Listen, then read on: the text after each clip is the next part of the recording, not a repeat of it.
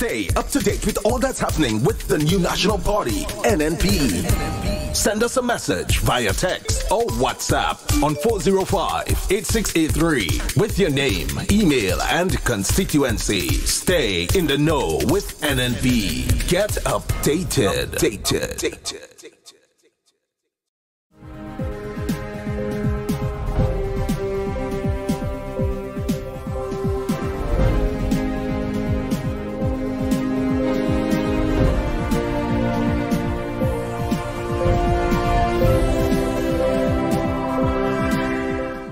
Government and workers' representatives bodies to meet again next week. Details to this story and more in the National Report.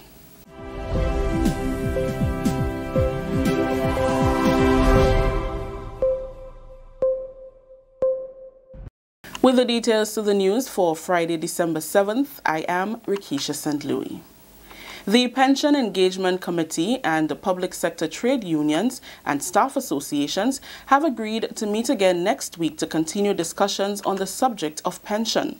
However, no date has been agreed upon. The unions are also expected to submit proposals for government's consideration.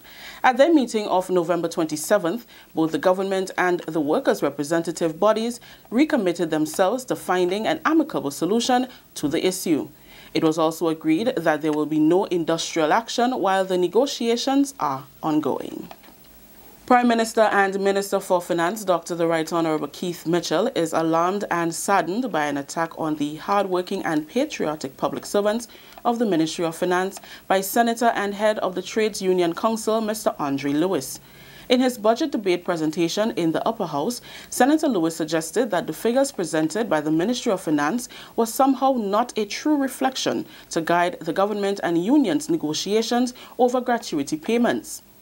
In commenting on Mr. Lewis's remarks, Dr. the Right Honorable Keith Mitchell said it was irresponsible, unfair, baseless, and inflammatory, and that Senator Lewis showed utter disregard for the diligent staff of the ministry, who are also represented by the trade union movement and are therefore constituents of the same trade union leader who is attacking their ethics.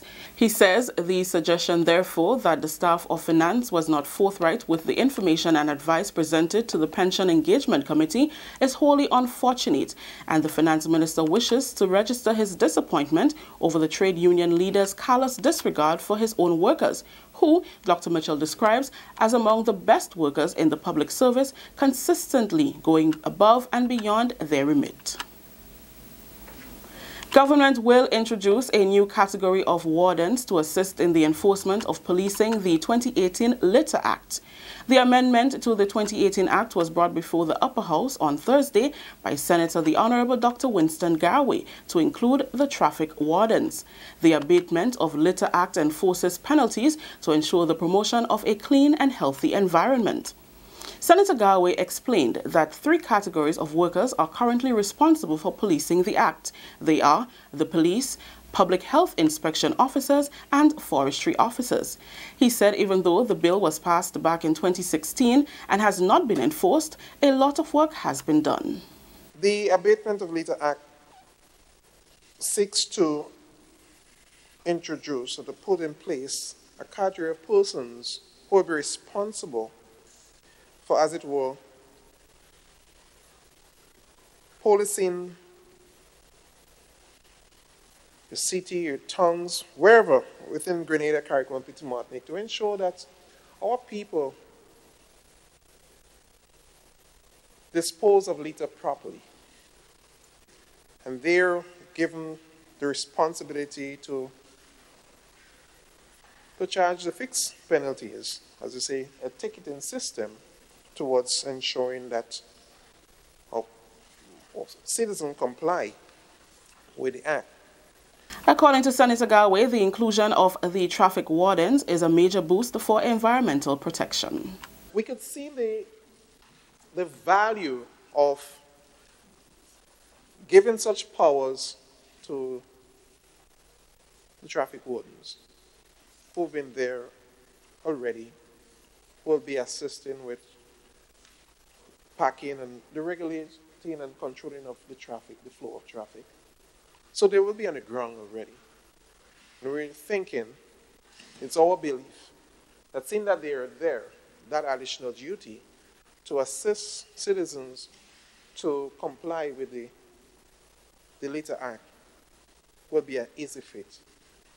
And in so doing, Mr. President, I want to introduce today that powers is given to the traffic wardens.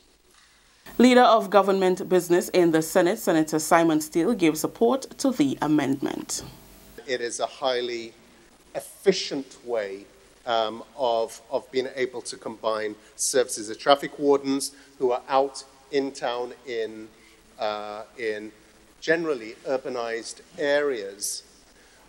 And if knowing that a lot of the litter that is generated is also from motorists is in those same areas, then there is a commonality in terms of function. And this is seen as an important step forward and an important enabler for us to start the enforcement of this.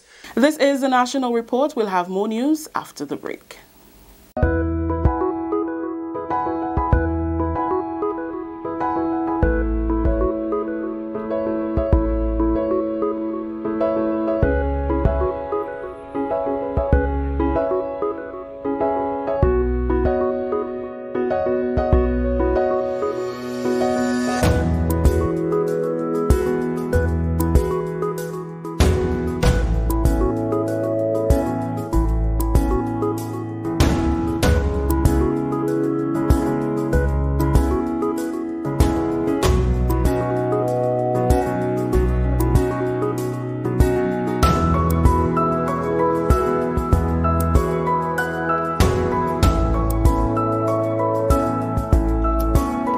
Big business don't participate.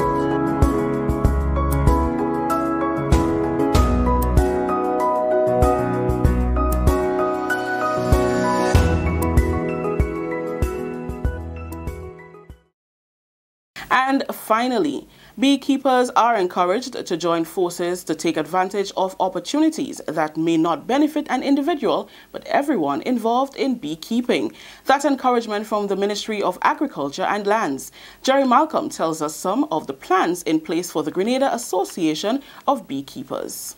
The Ministry of Agriculture convened the meeting to resuscitate the now inoperative GAB, the Grenada Association of Beekeepers, for a more unified approach to beekeeping for greater collective benefits. Opportunities are available for the beekeepers, but individually not every one of them can access to them. So having a stronger organization means that they can fully take advantage of all of these opportunities that are outside there to benefit not only the beekeeper, but Grenada. The Ministry's recommendations were welcomed by the beekeepers. I have had markets opened up to me in Canada, the US, Barbados. I had to let it go because I can't supply it. So we are not competitors. It's just a matter of working together. Willing to volunteer in every way possible to help bring that back to the feet. I'm glad that we're talking about moving forward together because there's lots of things we can do as an association. I would hope at the next meeting, right, we'll be prepared to have an election of a new executive body, right? Whenever that meeting is held, because we already have that, it's just a matter of contacting these people and say, look, we are ready to move forward with the association. Honey production is just one aspect of the ministry's interest in beekeeping. Apiculture Officer Kwesi Williams says they're equally interested in the contribution of bees to the wider agricultural sector, often overlooked. The contribution that the bees make to our economy is great, greater than what we more realize, because they're responsible for 1/3 of the world's food. So imagine if we had no bees in Grenada, a lot of the crops and things like that, which is pollinated by wind and water, would take a long time to be able to reach maturity that they can sell. But with bees now, it helps speeds up the process, and therefore it makes it even greater for our farmers and them who will have a faster turnover. The beekeepers have agreed to reconvene early in the new year to get GAB buzzing once again. That story just ended the national report for today, Friday, December 7th. Let's recap the top story. Government and workers' representatives bodies to meet again next week. On behalf of all those who made this newscast possible, I am Rikisha St. Louis saying thank you for joining us. Until next time.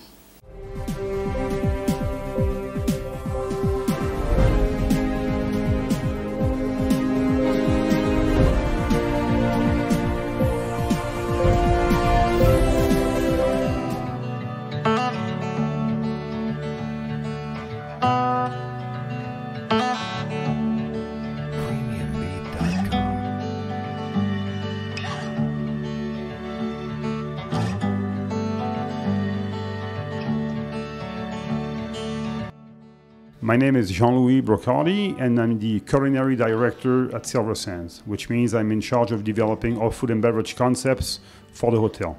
We've developed a relationship with a farmers society called Grenrop, and the head of Grenrop is Teresa Marichal. So as of this point today, we have about 35 farmers on board with our project, because my assessment when I came here 7 months ago is that there is definitely a problem here with this continuous supply of vegetable. It's not about the quality, but about the continuous supply. So rather than invest and spend money in transiting vegetables and fruits from Europe or from the United States, we decided to invest with local farmers in order to better the production and try to introduce new varieties of fruits and vegetables that would be suitable for our usage. So what we do is that through Teresa and Grenrop, we have brought in new grains. We've developed a nursery up in the Sauteurs area where we actually grow our seedlings, and then after that, we identify a farmer for a crop. So once we identify the farmers for the crop, we deliver the seedlings, and according to the needs that we're gonna have in different periods. So now we're good. We've actually had our first tomatoes, which are amazing. We're developing different kinds of zucchinis. We're developing different kinds of melons and watermelons, seedless watermelons. So the farmers over the past 5 months have gained confidence and a capacity and a capability to support them. Next to that, we are also talking about the farmers are teaching them how to do value-added products, which means that rather than have wastage on the products they don't sell, teach them how to transform their products to limit importation of other goods and create another source of revenue or income from them. For example, the overusage, the tomatoes that they don't use, transform it into tomato puree or tomato paste. The mangoes they don't use, do mango purees, mango jelly, mango juices, sun-dried tomatoes. So those are all things we're going to be working on with them. And I have acquired some equipment at Silver Sands to start doing it on a small scale to show them the capacity. But there are a lot more projects in my head and behind that we are working in to help them do that. Now, I'm very fortunate at Silver Sands that I have an owner and a general manager that is willing to support that drive, and that they do believe in investing in Grenada rather than spending money paying freight to bring it in. So I think it'd be more beneficial to the island, more beneficial to the farmers, and more beneficial to us, because our food system, if you want to have a good meal, you got to have a good product. And I do believe that Grenada is capable of producing an amazing variety of fruits and vegetables. So it's really, for us, the goal is to showcase that on our menu. We are now here at the farm of Mrs. Teresa Marichal. Ms. Marichal is part of a program initiated through the Silver Sands project. The Silver Sands is one of the new luxury hotels in Grenada, and part of, I would say, giving back or helping to build the economy, they have invested in some farmers who are going to produce vegetables, herbs and spices to supply the hotel once it becomes operational, and Ms. Marichal is one of these lucky farmers. Ms. Marichal, tell us a bit about that actual project with the Silver Sands, in which farmers are getting the opportunity to plant crops and, you know, have a financial benefit. Welcome to Tea's Eco Garden at Bailey's Bacalet in St. David's. Presently, you're on my farm. As you see, I do herbs, chive, thyme, celery, parsley, dill, fennel, tarragon, all the rare herbs that you don't get in Grenada. You come here, you can have it. And I do lettuce, various types of lettuce, various varieties, and I do chickens, mainly eggs. Presently I have just around 1,200 layers at different stages. So share with us now the link with the Silver Sands project, and you being one of the farmers who will be supplying to them once the hotel becomes operational. Okay, in March of 2017, I was contacted by the general manager, Mr. Christian, where he heard about Grenrop, and he wanted to know much about what we are doing and where we're located, and so myself and the vice president, we set up the appointment with him, and we were able to go to visit him and say all about Grenrop and the members and what we are doing.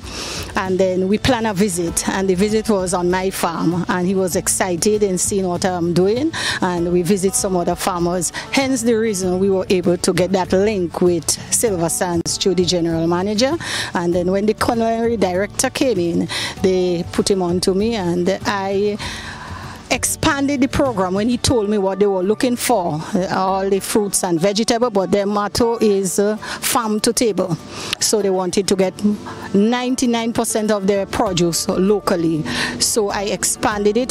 Being an extension officer, I know a lot of the farmers, so I went to talk to some of the farmers, call a meeting. So presently we have about 30 farmers that will be growing crops for Silver Sands. And what are some of the crops they're growing besides the fact that you are doing the herbs and varieties of lettuce and the eggs and so? Here we're doing tomatoes, tomatoes, cabbage, salad peppers, the different colors, cauliflower, broccoli flower, all the vegetables you could think about. As I mentioned before, that is 99% local produce that they are looking for. And we have some farmers that are assigned to do 2 crops, some are assigned to do 3, some are assigned to do 1. Like the people with the tomatoes and the pepper, which is more tedious, and they have to be planting every 8 weeks. Some of them have 1 crop to do, the peppers and the tomatoes. They brought down some variety from France. We tried it out, and 3 farmers from in St. Andrews. They are looking good. They start harvesting, and they are very pleased with it. How significant would you say this is in terms of a boost to our agriculture sector? We know that the government talk a lot, trying to get people to, return to the farms, plant more, and encourage people to eat local. But in terms of the farmers making that link with a foreign investor, because we know investors normally bring in their produce, and you're getting to farm here in Grenada. How significant is that? It's very significant, because the farmers are very excited. They all sign up to grow various crops, and we start purchasing from them already, because the hotel have staff, they have the Egyptians here, and we start purchasing from them on a weekly basis. So it's a good boost for the farmers. They are excited. It's ready income, getting very good price, and I could tell you that the farmers are ready to go. And as we move on to the fields, you will see some of them with the eggplant and all the other crops that they are growing. I'm actually now in conference at the farm of Mr. Leroy Peters. He's another of the farmers that is part of the program, the initiative with the Silver Sands project, in which they are producing vegetables and so for supply to the hotel. Mr. Peters, you're producing specifically for the hotel eggplants, these special tomatoes and zucchini. First, I want you to tell us about the importance of this program, because we hear about investment in the country. Sometimes we hear that, it's just wall and concrete investment, but from the construction of a luxury hotel, you as a farmer, will be able to benefit doing exactly what it is you love, farming. Yeah, well, it's important that when these hotels are built and the guests come, that they be fed with most of the things that have been grown local. And as was pointed out by the chef of that particular establishment, that he wants to supply his guests from the farm straight to the table, locally as much as possible. And that also augurs well for our nation, especially the farmers, whereby we have less on the input bill and we have more of the money being generated from the farm circulating within our economy. a special tomatoes. It's sort of a pinkish in color, and you're one of the farmers. You would have planted it as a test run. So tell me about, the germination process, growing of it, and the fact that now that you all realize that it can actually grow here. Yeah, well, it was first placed at the nursery where we, we germinated it, and it did very well. It was small packets. The seeds we got about 90 to 95% germination, and then after about 2 weeks we would have transferred it to the field here, and we monitored it. We do all the necessary cultural practices, drainage, cleaning, and we give it for the required fertilizer, and then we looked at them and we realized that they are doing very, very well. And this in itself is a plus, seeing that we are able to produce the sort of tomatoes in Grenada what the hotel really requires. As you can see, we have harvested. This is about the 4th to 5th harvest we are harvesting here now, and they're doing pretty well, very well. So after this stage, when you would, fix up the farm, and so how many seeds you think, how many plantlets you think you'll be putting out anytime soon? Well, we will do in accordance to the what the hotel requires. We don't want to plant excess or too little. As they give us the instruction in terms of the guest list, we plant accordingly, because we don't want to waste the product. We don't want to have too much, so that a lot will go to waste. So we want to have just the right amount, so that we'll be able to provide exactly what the hotel needs. And probably others who want to try them out, we're going to give sell a few for them as well. And another of you're doing the eggplants. Tell us about, the eggplants, how that has been going. And yes, the eggplant, as you have seen on the other side, is doing pretty well. Upon hearing about the project and getting involved, I decided to do that plot there, and it did extremely well. I was able to, the hotel is not yet absorbing as much because as they are in the just construction stage, but I was able to supply some of the restaurants, the supermarkets with some of the eggplants. They did very well. The variety is very special. They're very large, soft, tender, and the customers love it.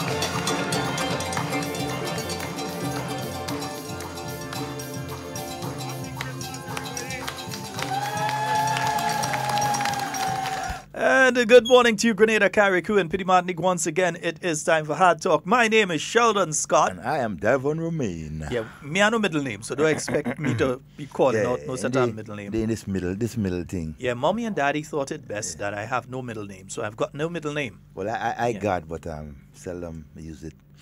Yeah, yeah. The one are more yeah, more name than Aloysius. Folks, it's the Christmas season. Getting started there with the sweet sounds of steel pan. Yeah, what a way to start. Local as well, huh? Yeah, not just sweet songs at steel pan, but local as well. Bringing a little joy into the season. Yeah. You know, I remember back in the day, growing up in the 70s and so, every Christmas you had the different bands around St. George's and so on, even St. Andrews, right? Going around serenading every Christmas, you know, either a week before Christmas and so on. You'll go around and playing pan on top of the truck and so on, just having fun. But now, basically, Parang cannot take that over. Making me have to find Muscles tune. I want the Christmas of long ago. Yeah. Muscles, Raphael, make sure send that one for me. Send that one for me. Well, Parang, this guy going around with the trucks and so, with the steel band. So that was the first time I get drunk. You know, I was about 8 years old. Fast from the tail. So you see children drinking back in those days, eh? All right. I go and play. I see this strong rum. I say I want to taste it. My whole Christmas spoil. And you still get licks? Well, you know what happened. I 8 years and I would go home drunk. You had to be mad. I still get licks. I couldn't eat Christmas food. I couldn't eat at night. Till Boxing Day, I could eat something. I vomit up. Ooh. But that was just, you know. Never drank that again. Never drank that again. That was the worst Christmas, man, living in Tempe. Yeah, that was... that was something else. No, but a lot of folks will tell you that, but I have to send a little warning out to... yeah, I have to laugh at it, I know. But I have to send a little warning out, though, to the shopkeepers, especially the village shopkeepers. Because you don't see it happening at the big establishments. At least I haven't seen it happening there. But the village shopkeepers, to avoid selling alcohol to children. Yeah, avoid selling alcohol to children. And Nikki, good afternoon to you. So I'm assuming where you are, it's afternoon. So good afternoon to you. And Chris. It's in London or somewhere. Yeah. Lulu, I know you're in London, so good afternoon to you. Shakima, I'm not sure if you're here or if you're in China. But if you're in China, good afternoon. If you're in Grenada, good morning. So wherever you are, all our listeners are kind of international, yeah? Yeah, most we have some friends who tune in from Ghana and Nigeria and so from time to time as well. Yeah. And you wouldn't believe it, we've actually had someone that tuned in from Azerbaijan. Azerbaijan, to the bottom of Russia there. Yeah. And I have some friends in Bosnia. I know they tune in every now and again. So good morning to all our international friends. Yeah, all of you, wherever you are. James, I've seen you just joined us. Good morning to you. Yeah, James, and I'm looking forward to seeing you in Grenada next year. I promise James, anytime you come back in Grenada, I'm going to take him around personally.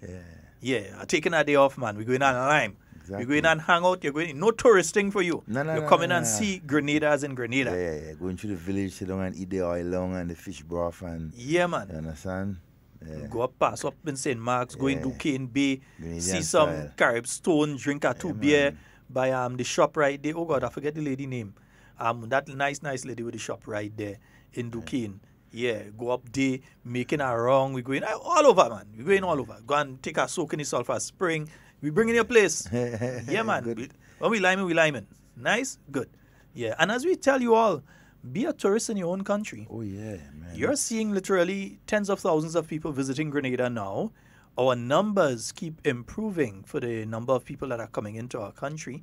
Our numbers keep improving. And, Nikki, yes, okay. Well, Nikki, when you come, I'll treat you like a tourist too, eh? Nice. I'm bringing you around. Depot giving a piece of information. Devon, that's your thing. 1973 Christmas. Angel Harps performed in Grenville Car Park.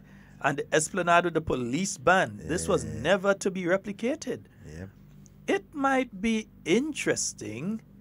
Yeah, it might be very interesting to have the police band tune up with the steel bands and so around the town for the next week or so. Last night they had police brass, and from all indications I had to babysit. I couldn't leave home. The Esplanade is a nice area. I upset because I had 2 police functions to go to the weekend and I didn't make it to any. I didn't make it to the emulation ceremony on Saturday night, so I can't give a report on it. Nor did I make it to Brass 13. Is it on this? Yeah, Brass 13. Didn't make it last night either because I had to babysit. Well, he's not a baby again. He kind of big, but still, I had to stay home. I couldn't leave. So, you know, your parental duties called. Yeah, so sometimes that happens from time to time. What are you going to do? Yeah, you have to do your duty. Yeah, at least you get to read, though. Nice. Yeah, folks, and it's an open line today. You can call in 440-7377.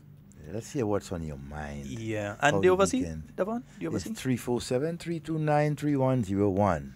Yeah, and we have to say a season's greeting to, season's greetings, happy holiday. Which one is the proper one to say? Happy holidays, season's greeting. Can't just say Merry Christmas because you have New Year coming up as well. Season greetings. And then in case you don't celebrate Christmas, you have Kwanzaa starting on the 26th of December. Exactly. So, and you have Hanukkah. Hanukkah is, I think, is a little earlier. Hanukkah, that's the Jewish one. I think it's a little earlier. So whether it's Hanukkah or Kwanzaa or Christmas or New Year, we Whatever say you do. Happy holidays. Happy holidays. Yeah, season's greetings to you. Season greetings, yeah. Yes, so some people wondering where's Kwanzaa. Don't worry, we'll explain Kwanzaa. We won't get a true Rasta man. We'll try and find one of the Rasta men up in the hills. Yeah, well, and somebody had lots of information because might have to go Mama Khan for that boy.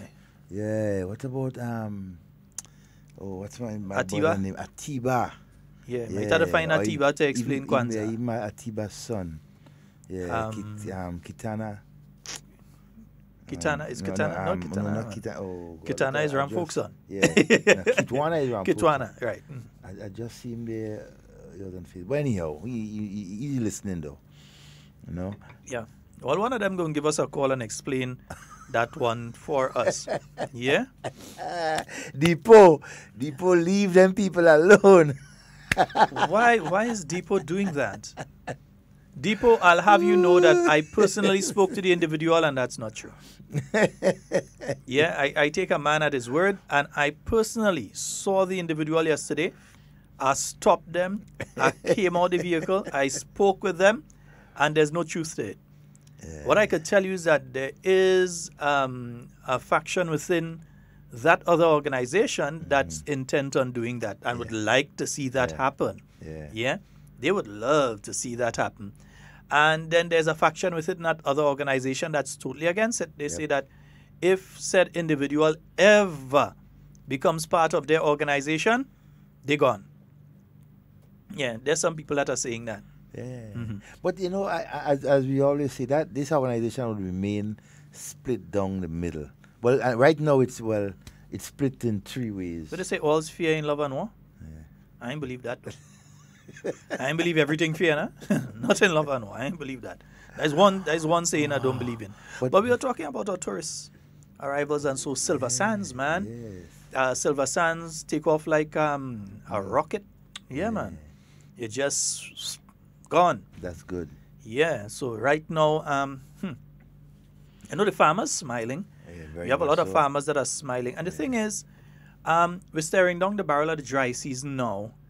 If you all realize, when was the last time you had some serious rain? Last night. By you. Yeah, by you. I live down in the desert, and in the south down my side is the desert. In the desert you live in. So what's happening is that we're beginning to go into the dry season now. The hurricane season has officially ended. Doesn't mean that we still don't have to be vigilant. It has officially ended, but we're going into the dry season now. And as we're going into the dry season now, the farmers who are supplying Silver Sands, they're smiling because Silver Sands assisted them, actually bought the irrigation system for the farmers, because they said, you can't come and tell us during the dry season you can't get when up their coal and everybody coming down is the point in time that you can't supply us with goods and services. No, we need to be able to get around that time. So they actually bought the irrigation system, and for some they bought the tillers and that sort of thing. They bought it for them, some in St. Mark and St. Andrew and St. David and so on. And these farmers are the ones supplying all the tomatoes and the lettuce and the cabbage and the other short crop and so on, and even some other crops and so, avocado and thing. Yeah, they're supplying it to the Silver Sand. Yeah, if I find out how to become part of it, you might have a couple acres and thing that you have. Devon, you have a couple acres somewhere? Man, just say the word how we could get into it. We find in the land. Watch. This time we've been selfish. Yeah. Me and Devon go get into it and we go tell all you after. Yeah, we go tell all you after. Let me ask something, Sheldon. I don't know if you have that information. About approximately what is our present room stock at this point in time? We had roughly around 2,000. With Silver Sands opening, it's gone over that. And with the Kiwana, the Kimpton by Kiwana Bay Resorts, that's being done.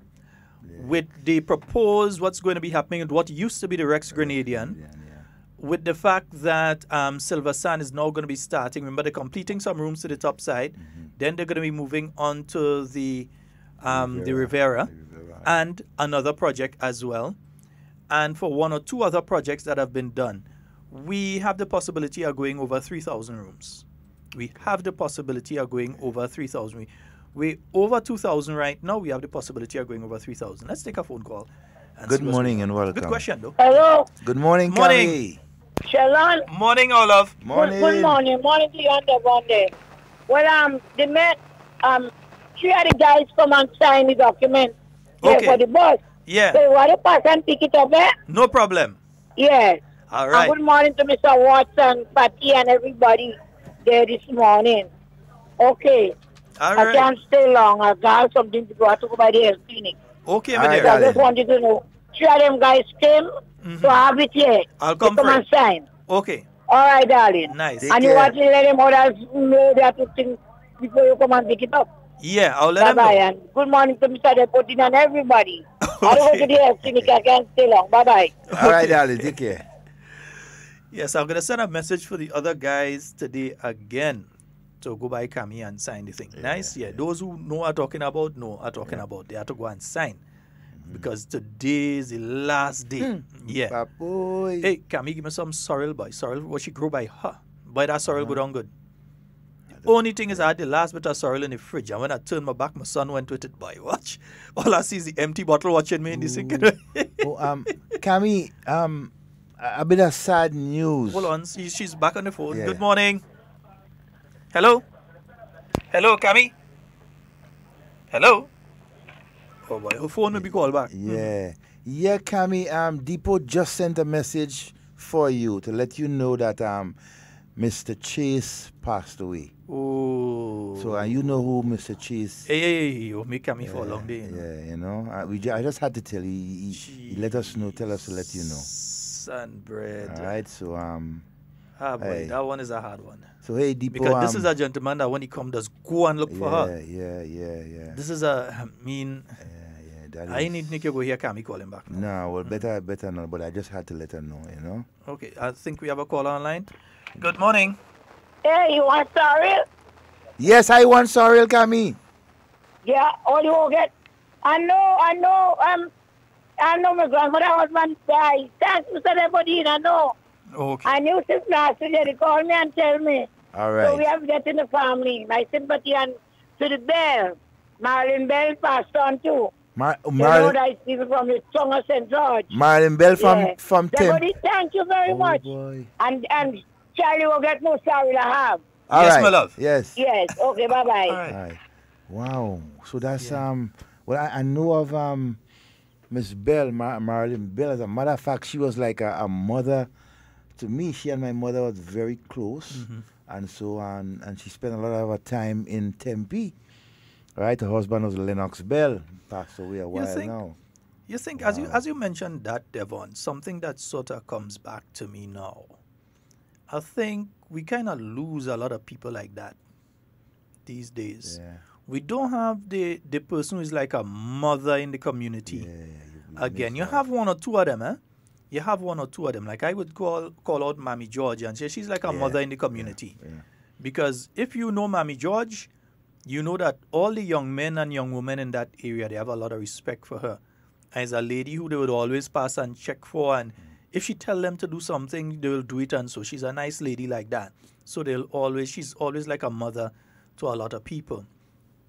And but I think by and large, as a people, we've gotten to the stage now where people can't talk to with children. I mean, come on. People can't correct with children. I can't understand that. You know, bus drivers will tell you the hell let us have some time with some little children going primary school that want to backchat them and talk to them any which way. When you know, even in the 1980s and early 1990s, children ain't taking them chance there. But it's gotten to a stage now that people afraid to talk to your children and afraid to correct them.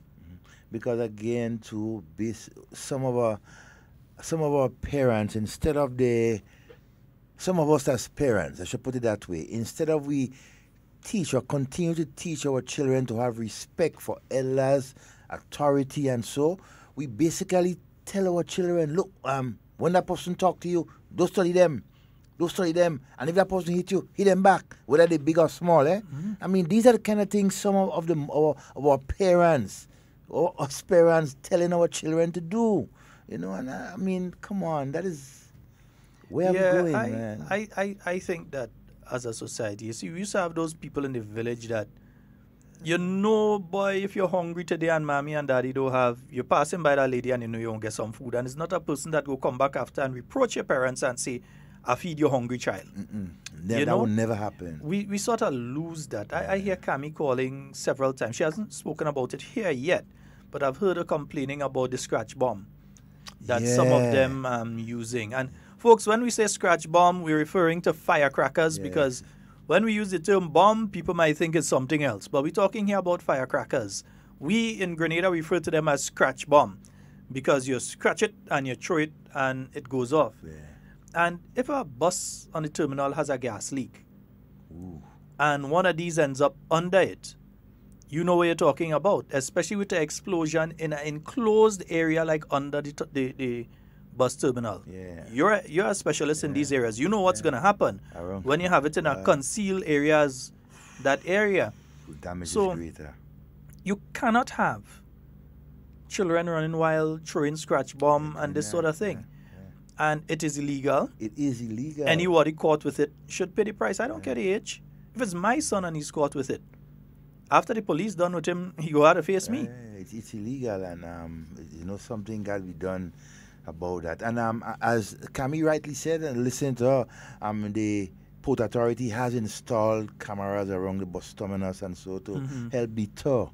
Right? But not only that, a lot of other activities are taking place there. So because I'm pretty sure that if you make a little turn behind the stone and them there, and I'm not blaming because I've been monitoring, and I'm not going to be blaming just the bus operators. I'm blaming the general public. A lot of people who finding themselves in the back there doing some very out of the way things on the stones behind the bus terminal. And when you go there, is where you ain't find. You're finding certain things made out of rubber that used for certain activities. You're finding plastic bags. You're finding styrofoam containers. You're finding paper containers. You're finding oil bottle. You're finding all sorts of things you're finding between the stones there. And you know what's interesting, what's ironic? The general public not supposed to be in the back there. Yeah, but I've been watching it, and you see, it's difficult. And good morning to all the wardens on the terminal. It's difficult for them, and for the police, they have to be dealing with the issues on the terminal and still having to go behind there. So, I think the cameras have been installed, and that is going to be a good deterrent. And together with the recently passed legislation for litter wardens and traffic wardens. I think people getting this thing mixed up into one thing. You have litter wardens and you have traffic wardens. So the traffic wardens are the ones who are going to be passing around. You're not supposed to be parked there to give you a ticket, etc., etc. Or call a tow truck for you. Yeah. But the tow truck, I ain't see it for a while, boy. It's there, man. Trust me, you me see. Christmas, you Christmas, see you go be them, out. yeah, they were oiling it and maintaining it and everything. Yeah, they because fixing it up. a lot of trips to make. Yeah. But you know, as you talk about that too, and the litter what? yeah, a lot of our drivers and so they are paying attention right now to what the police is doing. For example, in St. George's, the clamp and so on the tires, and so they're not taking any chances. Right? They're definitely not taking any chances, so they adhering to the rules and regulation. They come and meet me in the parking lot to put a clamp on me because I ain't parking. Anybody that knows me know I ain't taking chance outside. I see a busman. Wonder which busman is that, Bond? If you have a big belly. Well, what that busman do so you get clamp. The man come and take out the whole tire of the vehicle, Sheldon, and put it on the next tire. That's illegal, huh? No, but the police said that definitely he will be arrested. Be arrested and charged. Be arrested and charged. So you have about 3 charges. He has actually interfered with police property. Definitely. Yeah, so he's still getting the original charge. Original charge. Plus he had another charge. Exactly. Because if he damaged the clamp while he's doing that, you have a charge to get there. Plus removal is another charge. That's one of the things I love the Facebook social media. We have a call on the line. Good morning and welcome. Hey, good morning, Devin. Good morning, Sheldon. Good morning, my friend. I'm an average listener. It's my first time calling. I'm calling from New York. All right, wonderful. Wonderful, my brother. I have an interesting question or topic pertaining to the union and the government. Mm-hmm. Does the government have the authority or the power to set up an independent body to investigate the union books? Why I say that is that the union has a strike fund. The teachers pay money into it. And now that the teacher's salary has been deducted, the union should come forward and pay the teachers. But yet far, they hasn't done that as yet. So I want to know, can the government have an independent body to investigate the union to see how much money they get from the teachers, what they are doing with the money, and if the government can order them to pay the union members? I'll hang up and can you guys? I'll listen to you guys on the radio. So okay. I'll hang up and listen. Thank you. I have not seen any law that allows for that. That doesn't mean that there may not be one. I haven't seen any law for that. What can happen is that a member of the union can make a complaint. Yeah. If a member of the union makes a complaint, as in they want to know what are the finances and what the money is used for. And that could be taken up by, for instance, the FIU. If somebody makes a complaint to the FIU that, look, we've been paying into this and we have not been getting the returns that we expect to get, that's another thing. If there is any evidence of any criminal act, because the FIU wouldn't just investigate, there has to be something criminal behind it. Reason. Yeah. Good reason for so a member of the union, a person who is paying dues, may be able to do that. Government stepping in just like that, I do not think, I'm not saying for sure that they can't. I do not think that they can. I may or may not be wrong. I will read the laws in relation to trade unions again, and especially the part in relation to finances again, and get back with a more clear and concise answer in relation to that. Devon will do his research, I'll do my research. And yes, Brenda, I do agree. It's an excellent question. It's a more than excellent question.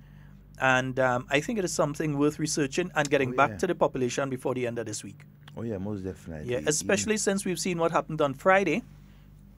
Some folks may not have known that the government offer of 8% was turned down, and the unions were to put together a counter proposal which they would have supposed to submit by Saturday afternoon. And when they submit that counter proposal, it would be considered at cabinet today. The thing is that the union remains on the inflexible position, the inflexible position of 25%. They're not saying okay, we're willing to take less. They're not saying we're willing to go into arrangement to get to the 25% over a period of time. The only thing that they keep saying is 25%. That's not negotiation as far as I'm concerned. That's holding persons to ransom. That's putting a gun to a person's head and telling them, give me or else. That's holding people to ransom. That's putting a gun to people's head. If you're negotiating, you'd say, okay, we're going to get to the 25% by the year 2025 or 2030. We want it to be at 25% by that time.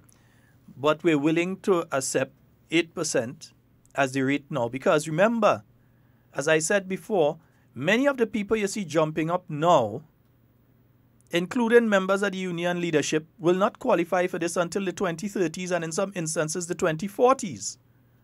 They will not qualify for that until that period of time. Some of the people you see making the most noise right now, as I tell you, I know one young lady, and I'll continue to repeat it because it's true, who will not qualify for gratuity or pension. Well, at least gratuity. She might even qualify for the pension later than that. But she will not qualify for the gratuity until the year 2042. Not 2032, you know. Not 2022. But 2042. That's when she'll qualify. Yeah? But again, as I said, I believe that there needs to be frank and open discussion and negotiation on this issue. And you know, a suggestion many people making, and I'm beginning to think it's a good suggestion. Broadcast the thing live. Bring some camera inside and broadcast the thing live. Let the general population hear what is taking place. Broadcast it live. Because I think you keep getting some... I mean, you can't negotiate from an inflexible position. That's not negotiations. Negotiations mean I may be willing to change my position. They have never moved, they have never budged, you know. Yeah, so that's not negotiation. Government have taken away the 2% off the table and has introduced an 8% with whatever, conditions or whatever. But the unions have not moved from their position of 25%. That is not negotiation. You know, come up with. I can't. Well, I shouldn't say that because I don't know of some of the proposal that they have, sent to government and so awaiting, government, approval or whatever. So let's wait and see after today, government's response and in the next meeting that they will meet, that they will see. So we'll hear what government's response is maybe later today, tomorrow. Or tomorrow, perhaps, if there's a post-cabinet. We'll hear how government is moving forward on this one and how the unions are moving forward on this one. At the end of the day, I'll again repeat that African proverb. When the elephants war, it's the grass that suffers. So at the end of the day, when you have the elephants, they fighting, the grass and all them little ants and all them little things below there, that's what getting mashed up. It's like setting fire on the ground, grass. And you have one elephant that is willing to negotiate, but you have another elephant that just mean, boy, my tusk longer than yours, are going and joke you. You understand? We can't be in a position like that and continue in a position like that. Let's try the phone lines again. Good morning and welcome. Hello. Hello, yes, Sheldon. Hey. I agree with you, concerning they should have the media out inside there. So we out here as citizens could hear what's going on inside there with the government side and the union. Because we only hearing one side. You understand? Because they keep, we wanted, if they could allow the media inside there so we could see for ourselves and hear. Yeah, I'm beginning that to is think a good idea. I'm beginning to think and that's the the way next to go. thing is, before I go, Mr. Romain want to know, Marilyn is from Granville Street. Yeah. They used to live next to Jericho and them Bell. Yep. Frank Bell's sister. Yep. The original from Granville Street there. Yep. And Mr. Chase was a post office man. He used to work in the post office. He and Kraft's sister, one big father, all of them was good friends. They just call him Boggins. Most Grenadians know him as Boggins. He just passed on by Sparrow, but I know. So a lot of people, there's a few brothers, but people know him as Boggins in Grenada. He's working in the post office. and Marilyn is from Grenville Street. Yep. So there is two people from the town that passed on in New York. And I don't know when they were buried because I keep watching the get news, I know. Anyhow, you all have a good day. All right, I'm darling. still listening on the phone. Bye-bye. All right, darling.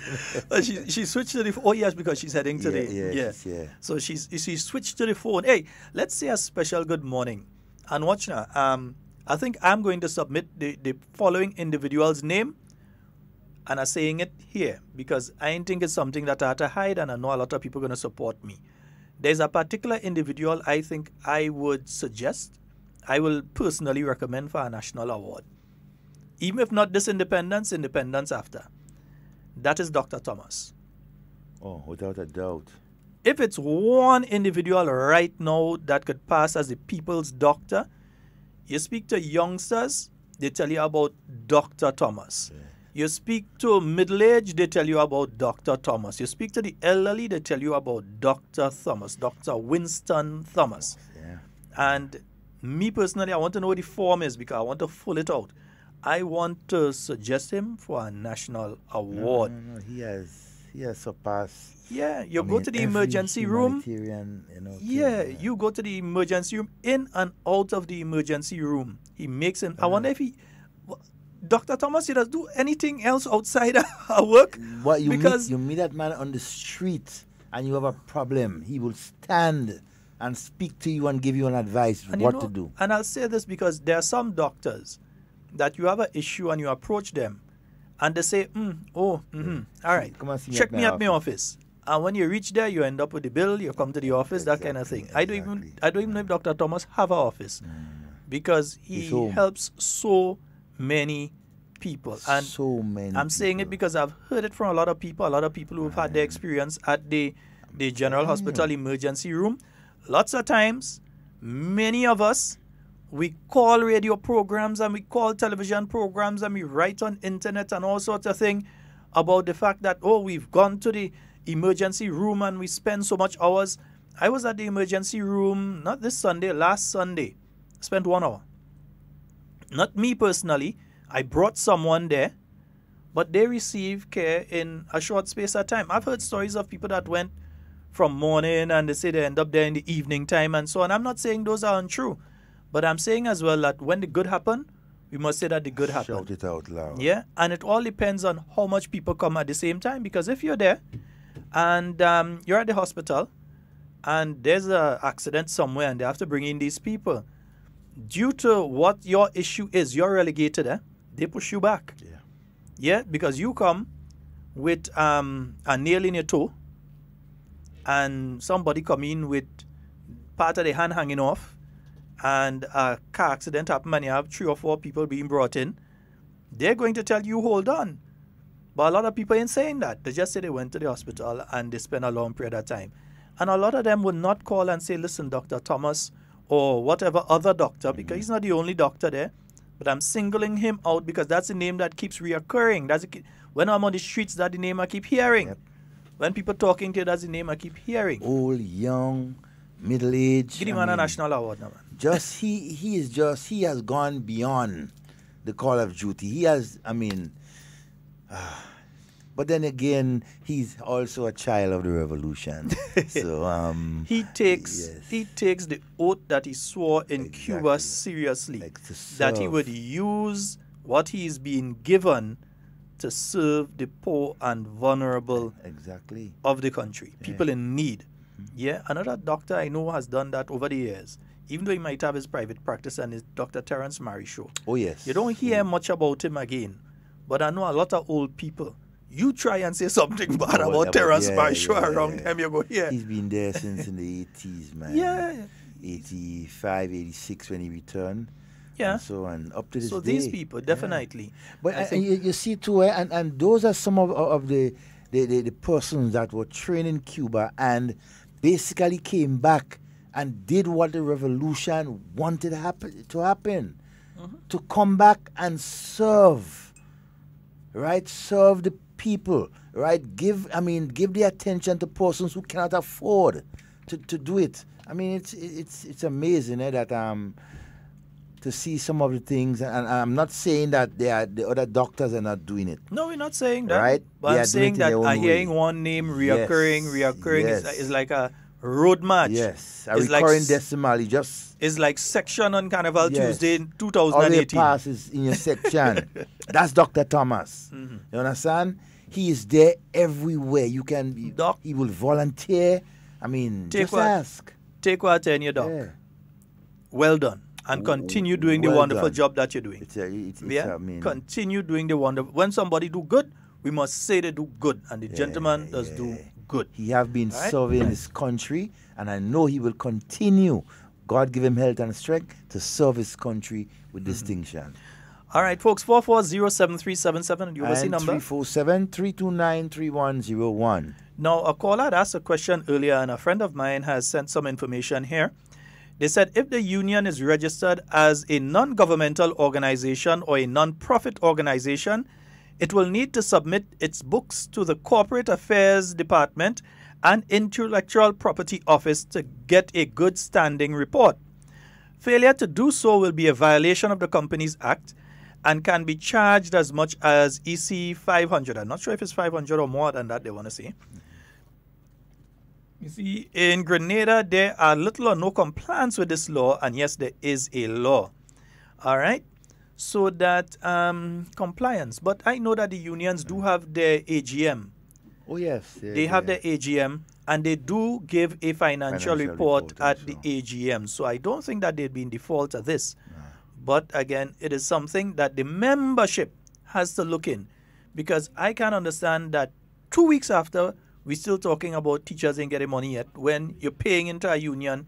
And even when you didn't get your money, you pay into the union. That is not fair. Hey, good morning, Sheldon. Good morning, my friends. Hi. Yeah, well, Evan, shall I have to say something concerning to do with the Senate, the debate of the budget. We sent when he presented, speaking of the budget, he said that the sex offenders, many times they get the committed sexual activities among young people. When the penalty they get is so lean, so lean, because they get 4 years, and between the 4 years they come out back and they're doing the same thing. And he said that the penalty should be more stiff, and I agree with him 100%. It should be more stiff, that when they go, they spend about 15 years at the maximum, nothing more. Right? And I want to say, Brother Sheldon, you see, we had the elder men society respect the young people, respect the young girls, respect young men, young boys in society. And see, because of a lack of respect, elder men don't care about one another. Right? I want that respect to come back. People will respect one another. Right? As fathers, we are children, and we don't want nothing wrong happen to our children. And so, as we don't want nothing wrong happen to our children, so we as fathers, we would like to see that children is properly protected, and we should be example for the young people, right? And for the young people of our country. I want to say, as the President said that the penalty the sexual offenders get in is too lenient. It should be more stiff. So when they go and spend about 15 years with hard labor, they will never think about committing that act again. So I support the President of the Senate and the Senator Diali on that statement. Right? And Brother Shell, I want to say, in negotiating, you have to give up something for something. And if the government gives up the 2%, and you have the union still sticking on the 25%, but there are negotiation, because in negotiating, you must give up. You give up something. What you want, you mitigate it. But if you want to negotiate in good faith, right, you have to give up. You can't want to stick on what you know is difficult to get, right? And they want to stick on to get it, and then you don't care with others. You see, you have to care, and you have to love other people, right? And the government may say 2%, they give it 2%, so the union should give up something, right? And let common sense prevail, and let us come to a common understanding, and let them put the country first, and not put money in front of the country. So, Brother Devon, Sheldon, you all have a wonderful. God bless you. All right, thank you very much. As Angelique is saying here, 25% is not negotiation or reform. It's not negotiation. If you keep saying that, that's what we want, that's what we want, that's what we want, That's not negotiation and that's not reform. And not only that's what we want, that's what we want or else. Yeah. Dread, even if you plant a concrete pillar in the ground and it lasts for 50 years, one day you'll dig it up. One day you have to dig it up. There comes a time, I mean, in negotiations you have to give and take, right? I mean, and who better to know that, right, than some of our union leaders that are there. I mean, you are the ones that in the trade unions, you know what negotiation is all about. You know what give and take is all about. I mean, if some of you don't know, I'll have to ask Senator Chester Humphrey to give some lessons in negotiations and so. But you cannot afford to stick on one issue while the other party moving, but you stick right there. That's like a demand. You forcing a point on the government and the Grenadian people. Right? And, it's believe me. Well, folks, a programming note. Next week, yes, we will be having program next week, hopefully. Yeah. Yep. Yeah, but me and Devon need to get a little rest too. So all you have to allow us the week of Christmas and New all you have to give us a little, you understand? Yeah. Give the boys and them a little chance, let me take a little rest. And then we go come back nice and fresh. God's willing, as the Muslims say, inshallah. Inshallah. Inshallah. Yeah. In 2019. Fresh face, well rested. The one without no sling hand. On sling and them kind of thing. All you realize he had two things, now he come back to one. Yeah. So it seems as though he getting a little better and thing there. He getting a little better, you know. And so it's tomorrow we ain't seeing you. Tomorrow you go handle. Tomorrow I gotta go medical again. Yeah, so, medical. Yeah, but we want to get better sooner, man. You know, everybody concerned. Yeah, and so and then I'm getting good treatment and so getting a little massage, getting. You know, I wonder if you're handling good and you're just using the excuse to get a massage. And I get massage from all different sides, Folks, 4407377. That's the number for you to call and get on today's side. 347-329-3101. Okay? Yeah. So, folks, I need to find out what our form is to go and recommend Dr. Thomas. Yeah. I mean, come on. And look, it is not. It's just when persons do good, as a people, we must recognize it, no matter in what field that you are. When you do good for your country and to your countrymen, it has to be recognized. And I mean, there are many more persons out there like Dr. Thomas in the different fields, right? But I mean, he is exceptional in the medical field in particular. Right? And if you ask almost every single person who have visited the General Hospital, right, they will tell you they had some interaction with Dr. Thomas.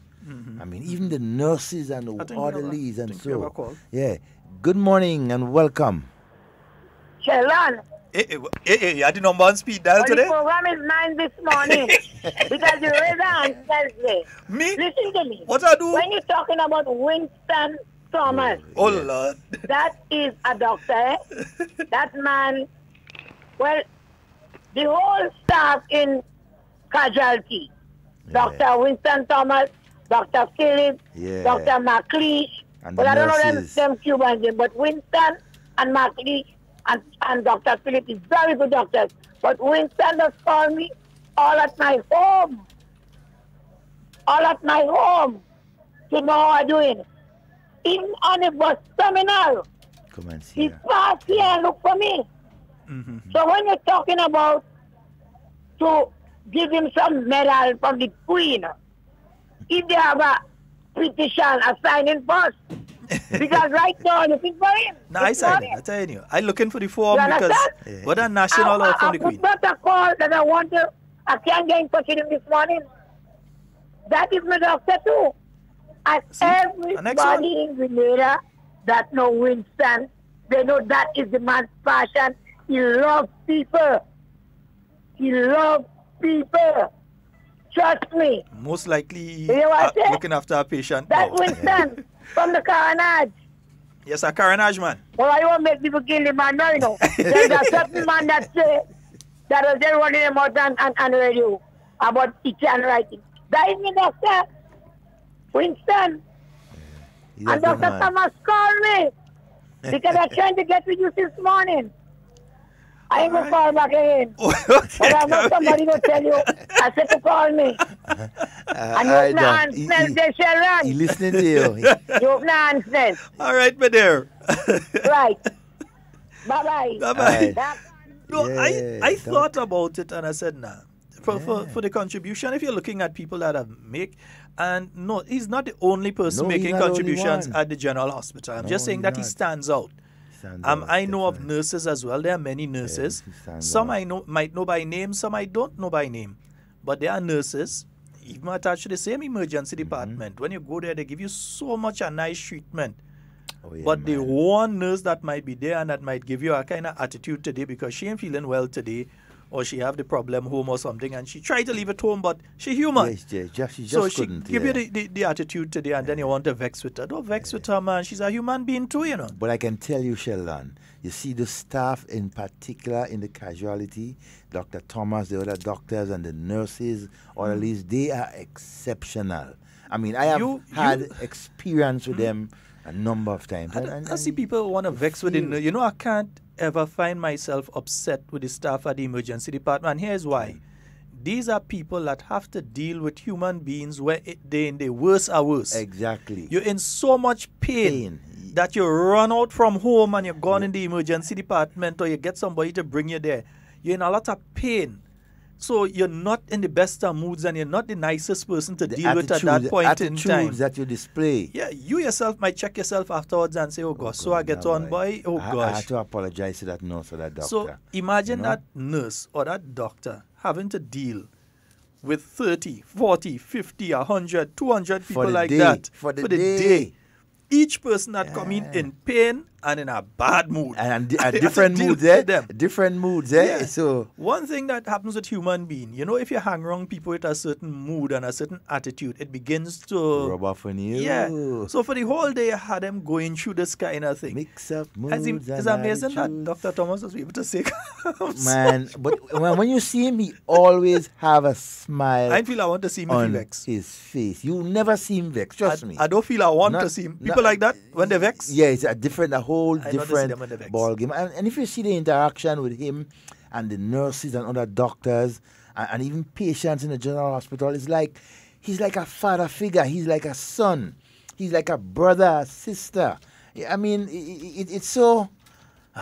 Doc, I mean, we all salute you for your humanitarian gesture. You continue, to give support to the people of this country in your own way. 17 minutes after the hour of 11 o'clock. Let's thank all of the radio stations who are with us this morning. City Sound FM, who has been with us throughout 2018, but not just throughout 2018, for many, many years. They have been here with Hard Talk, and also CRFM. Community radio on your frequency modulated. 89.5. Yeah, I wonder if I have to go and check on a partner. I ain't sure if he out or in. Yeah, because I think he might be done where you're going tomorrow. So we have to check on him. Find out and let me know. So I can just pop as I was babysitting, I couldn't leave this weekend and go and do as I want to do. So I couldn't really make the wrongs around. So CRFM, and in Carriacou, Sister Ryle FM. Yeah. Sister Isle FM is a well-listened radio station, not only in Carriacou, but throughout the Grenadine Islands. You'd be surprised at the amount of people that tune in every day. And I'm not talking just about Mammy Jane and Shuma and them up in, and Mr. and Mrs., well, I'll go to say Francis, but PD's parents and them, up there in Carriacou, in Petit Martinique. Yeah. A lot of people in Union Island and Bakeway and so on tune in to Sister Isle every day to listen to Hard Talk. They may not call, but they listen because they say they like the action.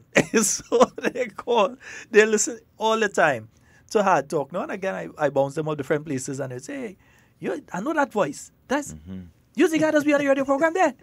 Nice. And then if the voice can't hide it, it can hide. By the time you open your mouth, somebody does tell you. And also a good friend in New York. And I don't think a lot of people understand how selfless Wade is with what he's doing there now. Some people maybe feel that Wade have a bag of money that he collecting and all this sort of thing. They don't understand the selfless nature of Wade and what he's doing right now with Wade. Noise Radio out there in Brooklyn. Yeah? Yeah, he's out in the BK.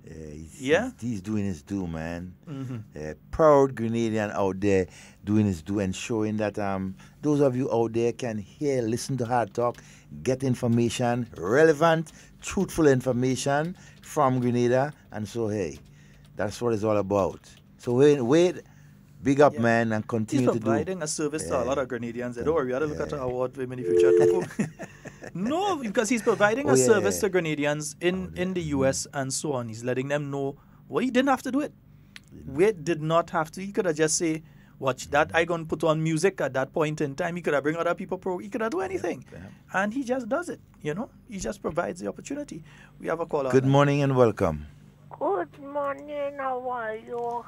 Hey, quite fine. Greetings to everybody.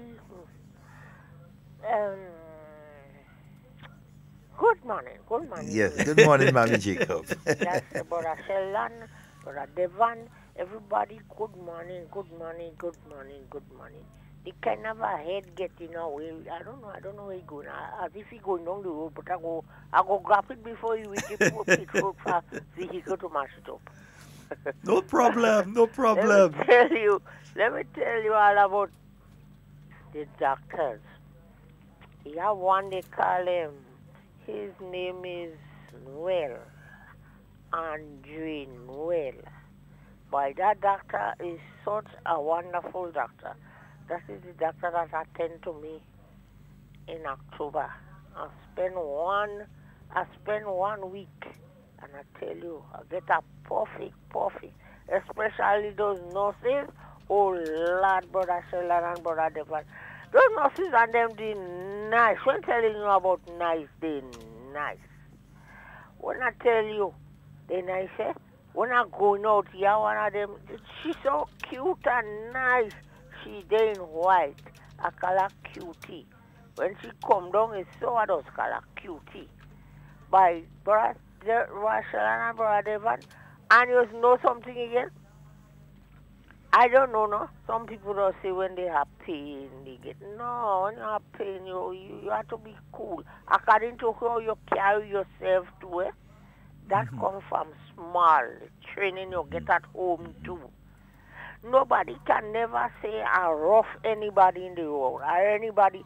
But you could ask those police and them on the street. All those police and them on the street when I passing, I had to give them, if they're close to me, man, I give them a pinch and I'm moving, man. Hey, you're assaulting the officers?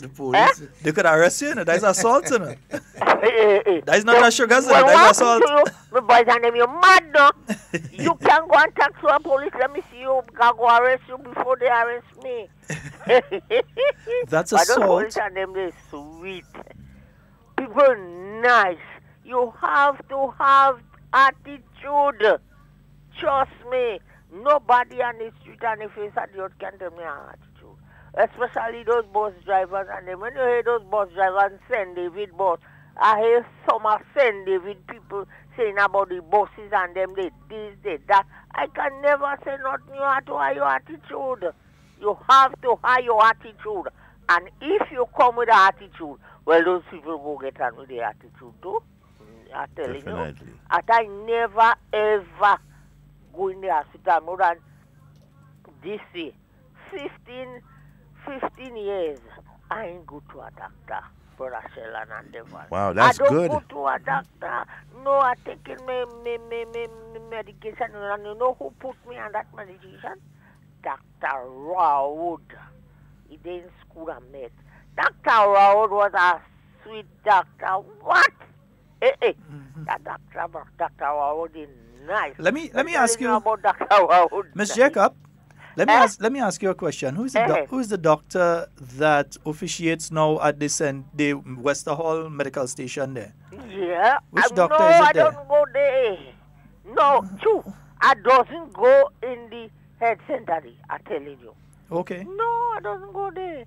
You know when I go up St. David, I buy me medication what Dr. Raw would give me.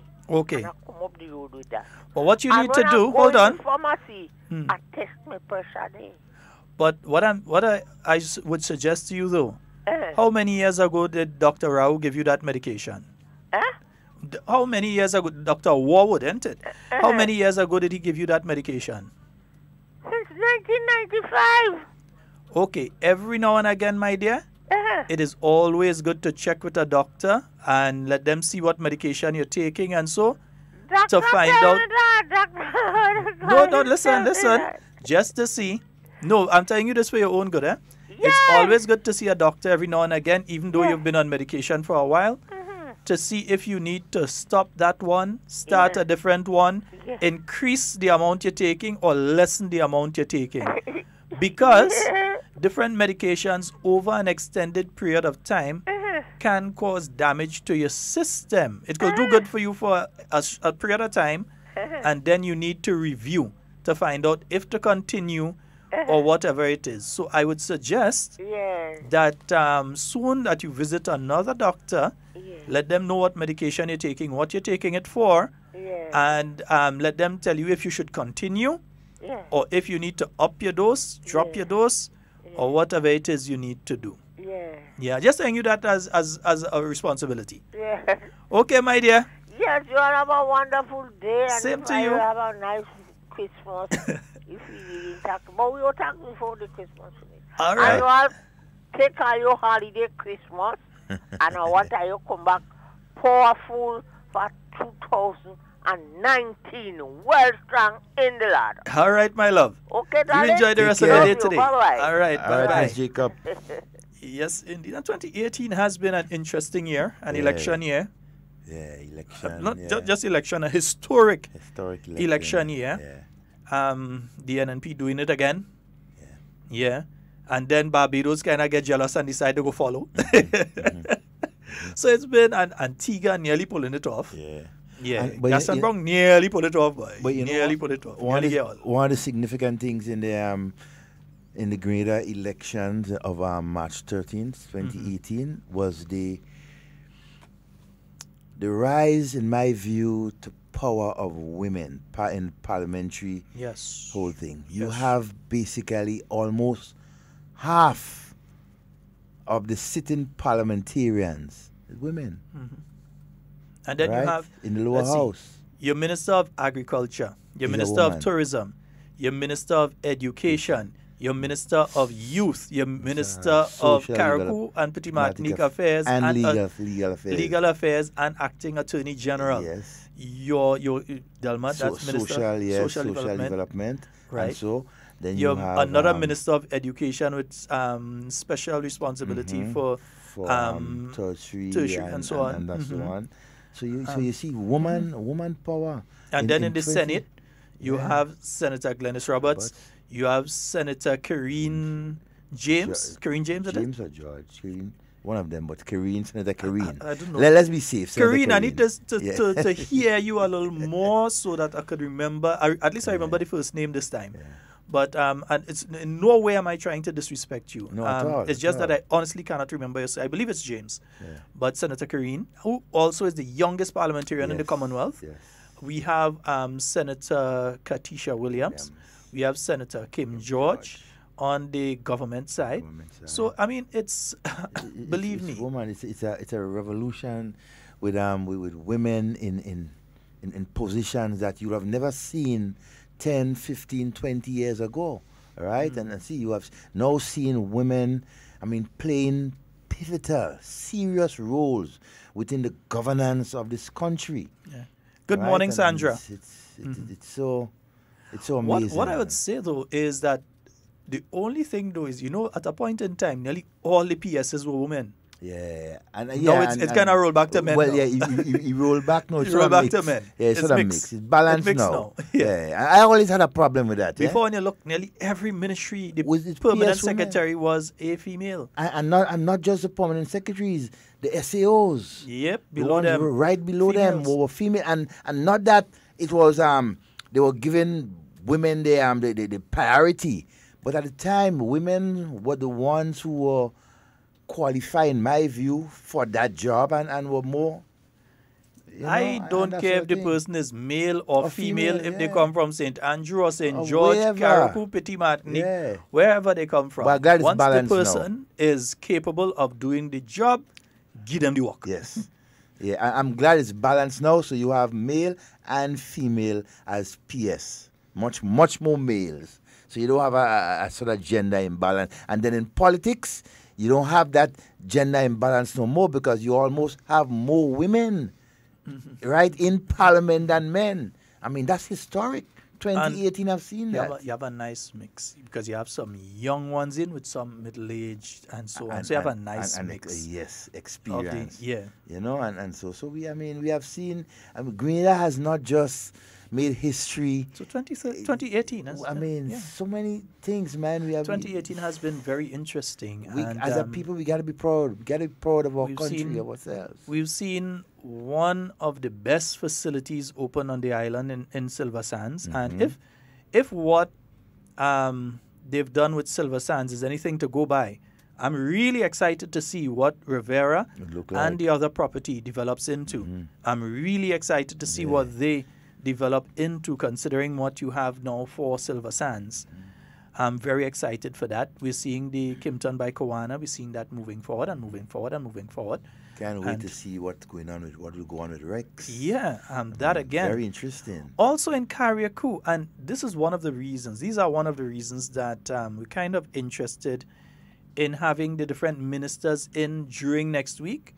It is our intention to attempt that. It's based on their schedules and the timing and so on, because we know this time of year, ministers have a lot to do within their constituencies. Now, even studying family, and you have your family and this and that.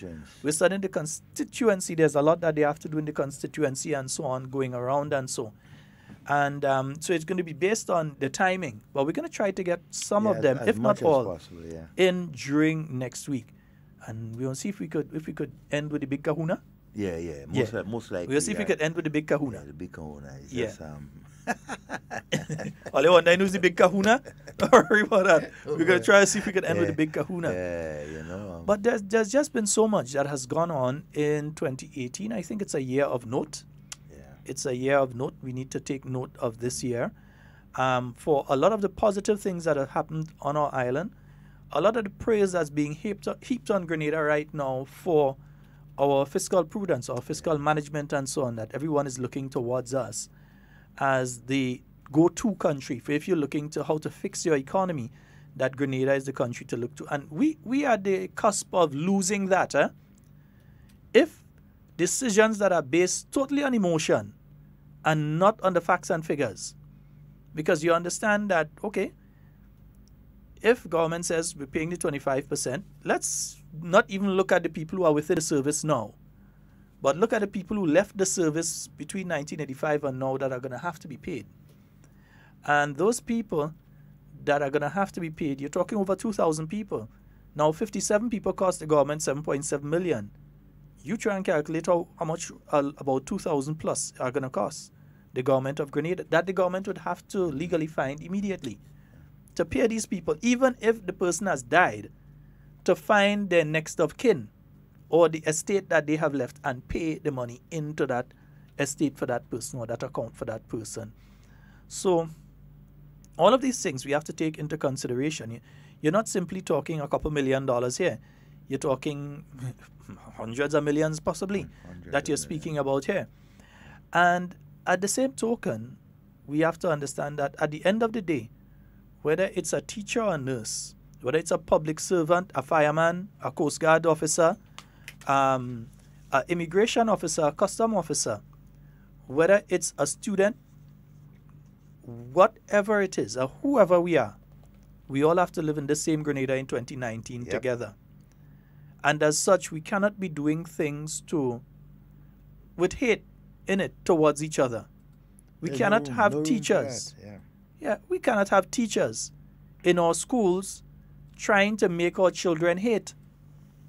And there are teachers doing it. Bishop Harvey, you need to call in your teachers and have a word with them, especially at the St. Joseph's Convent, St. George. I have no apology. I'm calling this one of the schools that is biggest in that, telling children, you will ask Keith Mitchell for your Christmas party, and so those teachers need to be spoken to. They need to be spoken to. We cannot have that sort of thing continuing to happen. Yeah, we don't send our children to school for that. Yeah, and why take it out on our children? No, I mean, don't do the children that. Bishop Harvey, I'm calling on you. Speak to them, especially at that school. There may be other schools that it's happening as well, but at that school, speak to them. And we keep saying, leave the children out of this thing, frontline. I mean, yes, they are involved in so many ways because they have been affected based on the action that have been taken. Right? So let us leave them, try as much as possible to leave them out. Their involvement in activities relating to this whole industrial thing. Let us leave the children out of it. They've already been affected by this. Suffering. Not just affected, they have been suffering for the last month. And here's what's happening. Not fair. Here's what's happening. Now you're telling them no intercall, no this, no that, no the other. And myself and Devon, we've said it before and we'll say it again this morning. Parents, step in the breach. Step up. Step in the breach. Yeah. We can do it. Step in the breach. We can do it if we have to. While we go into 2019, there's something I need to say. I think as Grenadians, we tend to forget our heroes easily. Very. Remember Sir Eric Matthew Gary? Conveniently, some of us. Remember Maurice Bishop? Conveniently, some of us. And don't even ask about people like Donovan and T.A. Marichaux and so on from years ago. Some of us don't remember them at all. Yeah, some of us, I could go and find Donovan tombstone, and I know where to find it thanks to a fella that posts on the internet. I know where to find Donovan tombstone. When you're asking about Donovan, you go and read. You'll find out who is Donovan. And I'm not talking about Obiaman, I'm talking about a man that was involved in politics here in Grenada, right? But there is so much people that have done a lot for Grenada that from time to time we only remember conveniently, or when they get to the situation that they have left this earth and they're gone, then we want to give them the flowers. And I'm saying that we need to remember our people right now. When Karani James running, we all up for Karani James. Yeah, Karani, go Karani. When is Karani race? Oh gosh, I can't eat, I can't this, I can't that. We want a holiday and all for that. Yeah. Right now, nobody calling Karani James' name. It says a lot about us as a people. And here's why I'm speaking about it now. Karani has had his health challenges. I don't know his present status. I do not know his present status. I think to a large extent, it's a personal issue. If he feels like speaking about it, I wouldn't message Karani and say, what's your health status right now? I think it's a personal issue. But I ain't stopping none of you from praying for him. That's not stopping anybody to call and say, Karani James, wherever you are, you and your family, your mom, your dad, your sisters, your brothers, wherever you are, we hope that you have a good day today. Take a bow. Because you know what? Next year, we are going into the World Championships. Yeah. Next year, during Carnival time here in Grenada, Karani James, inshallah, God willing, will be representing Grenada in the 400 meter at the World Championships once everything goes okay. As I said, not aware as if he's in training right now, what his status is right now, and so on. But you know what will happen? A lot of us go jump up and start to bawl his name again just when the race coming up. That's the time a lot of us going to remember him. No, remember him now. Remember him now. Pray for him now. Ask how he's doing now. Yeah? Don't only remember him when he's on the podium and you hear the national anthem singing and, oh gosh, I want to cry. Look, Grenada flag. No. No. Remember him now. Because here's what, the guy that edged him out for the Olympic medal, Van de Kerk, you know, he has not been running because he has torn the ligaments in his knee. and has been having a lot of problems in getting back to running as he wanted to run. And in fact, he has stated now that if he does get back into running, he's not bothering with the 400 meter again. He's going after the 200 meter. The 200, because you don't have Bolt in there again, and you have the Canadian guy. Oh boy, his name is slipping me now. Always forgetting his name. Man. Yeah, his name is gonna come to me before, or somebody's gonna message me with his name. But the Canadian chap, Neil, send the Canadian fella name again. Yeah, in the 100 and 200 meters. So Van der Kerk is actually going there because he's gotten the world record, a difficult world record to beat, but he's gotten the world record in the 400 meter. And now he's aiming more at the 200 meter, 100 meter. It doesn't mean that we won't see a clash between himself and Karani. Both have their medical issues. He, a leg that he tore playing rugby, tore it so bad that he hasn't run for the year. As far as I know, I haven't seen any races with him for the year, and I don't think he's run since last year. Yeah? So we're going into August next year. Yes, Degrassi, that's the name. Yeah.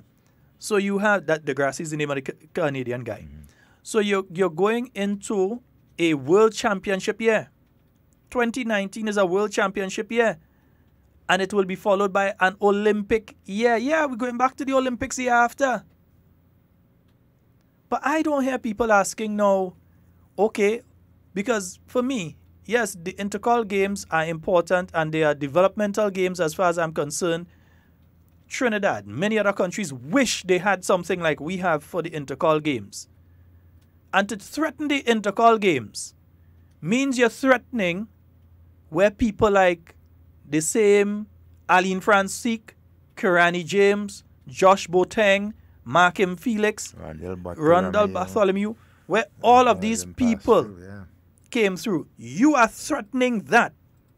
You're threatening Grenada's ability to have an athlete that is going to come out from there, and maybe not this Olympics, it could even be this Olympics, but maybe not this Olympic, but the next Olympic, to come and medal for Grenada. That's what you're threatening when you're threatening the intercol games or the national champs. I don't think a lot of us pay attention to the national champs much, but the national champs is really the one that you have to look at if you're looking at the people that are going to the World Championships and to the Olympic Games.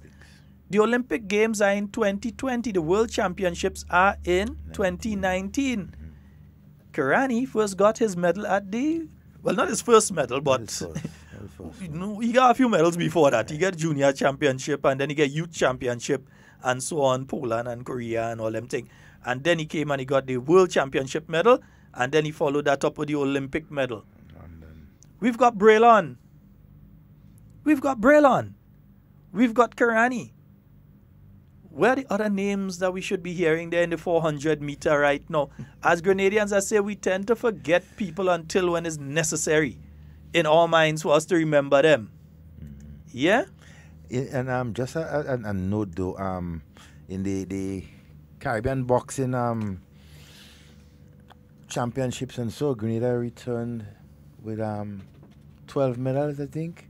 Yeah, boxing going back to how it used to be in the 1990s, man. Not 19, the 80s, man. No, but in the 1990s, I know the team like with Joel Lewis, Shane Joseph.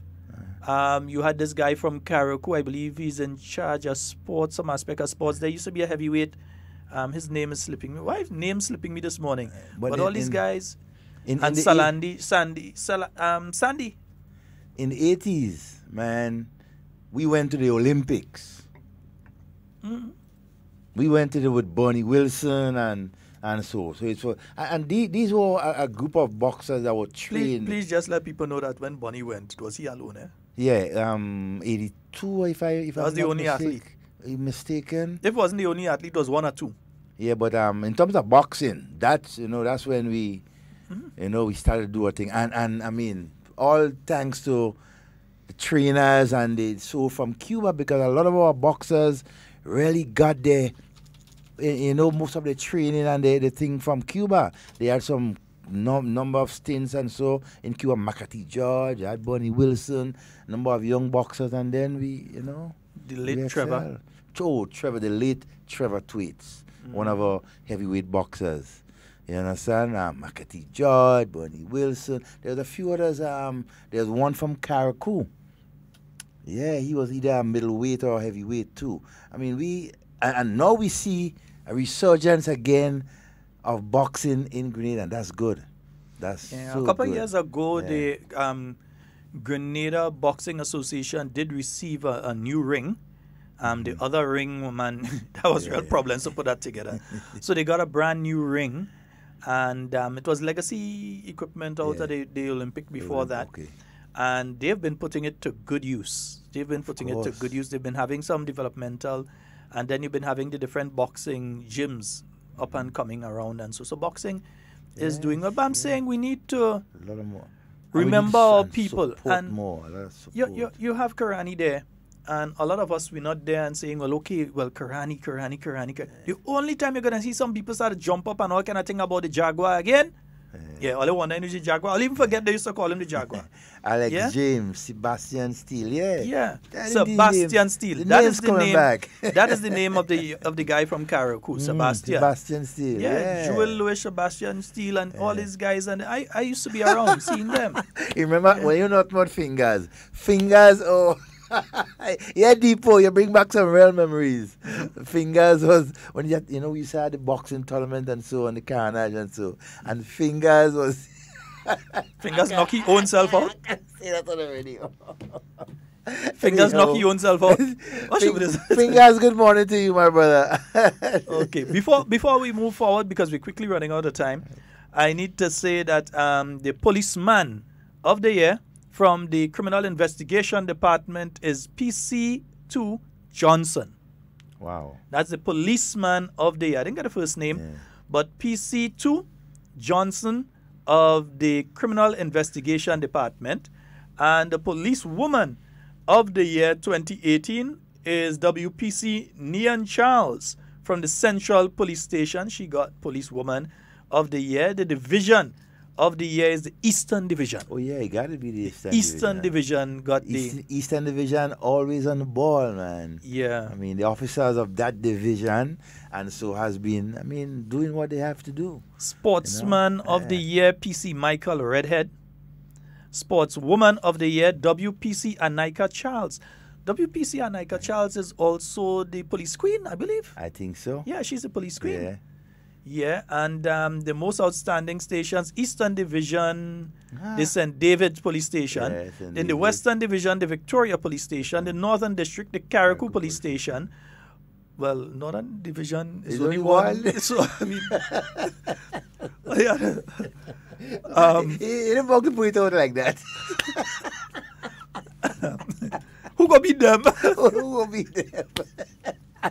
Oh, we might have cut it today. The carrot might be... my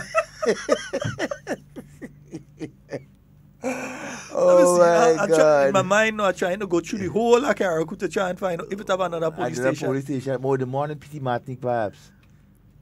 That's a station, you know? Well, hey, you don't need that in Petit Martinique. In Petit Martinique. Oh, God. Okay, most outstanding division, again, the Eastern Division. Community policing, the Caracou Police Station, I've seen them really go out and beyond. Everything from providing agricultural implements to schools and so on, to various community initiatives. You have to really give a big up to the Caracou Police Station in the Northern Division there. Operational efficiency, the Eastern Division. Most proactive against crime, the Criminal Investigation Department. Civil contribution by a police officer, DC 107 Leon Felix.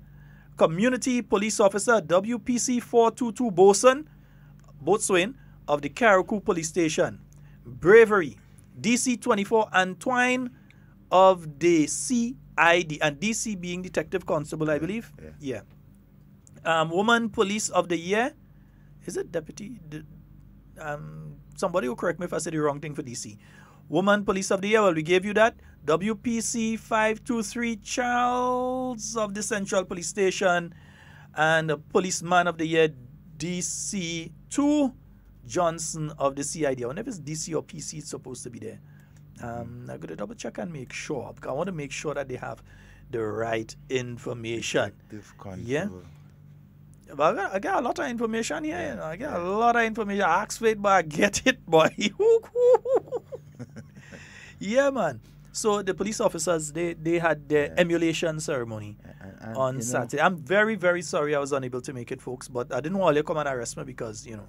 Well, you know, Sheldon, I must say that 2018, I mean, there has been performing for a number of years, but 2018 we have seen police, I mean, the rise of in my view, the policemen and women.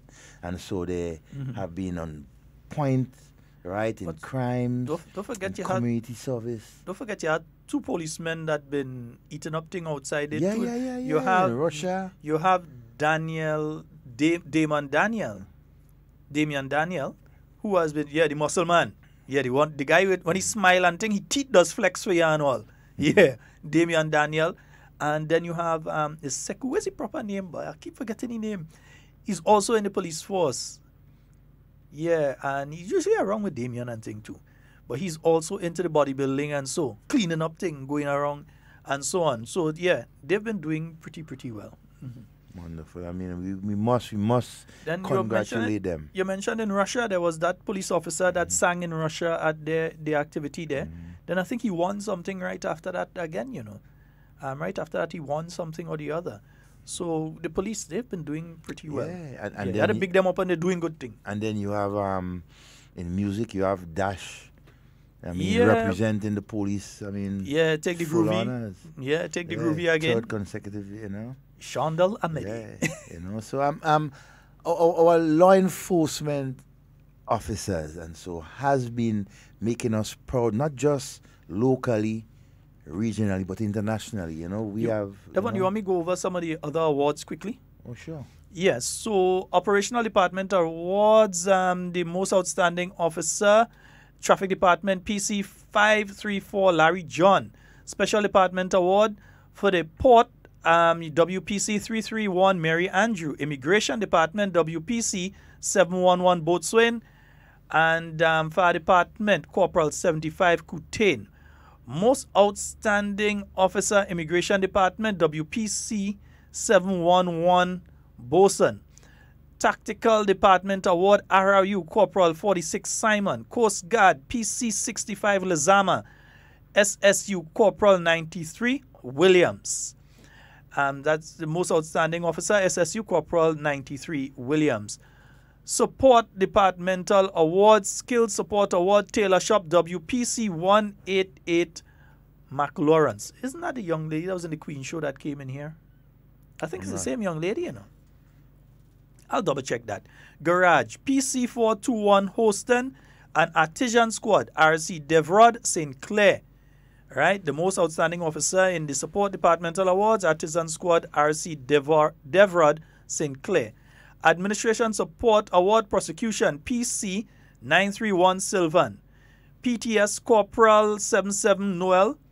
Police Headquarters, that PTS being Police Training School, that's Corporal 77, Noel. Hey, partner there, get on. Nice. Police Headquarters, WRC Pascal. Government House, PC 129, Daniel. I wonder if that's the same Damian Daniel. I wonder if that's the number, boy. Right. Most Outstanding Officer, CRD, PC 356, Noel. So CRD, Criminal Record Department, PC 356, Noel. Yeah, so yeah, we got a list there, man. So quite a few. Yeah. Outstanding. And then you have for the first time, Linton Jones. That's the name of the next bodybuilder. Linton Jones. Linton Jones. Yeah. For the first time, we have seen a rise in terms of the amount of women that enter the police training school. First time we have. Over 50% of the 60 that have entered the police training school are female. So you're going to see more and more female. And it has some female in SSU and thing. Don't watch them so, you know. Yeah, man. Yeah, they up to the task as well. So we're seeing a lot of the positive news coming from the Royal Grenada Police Force.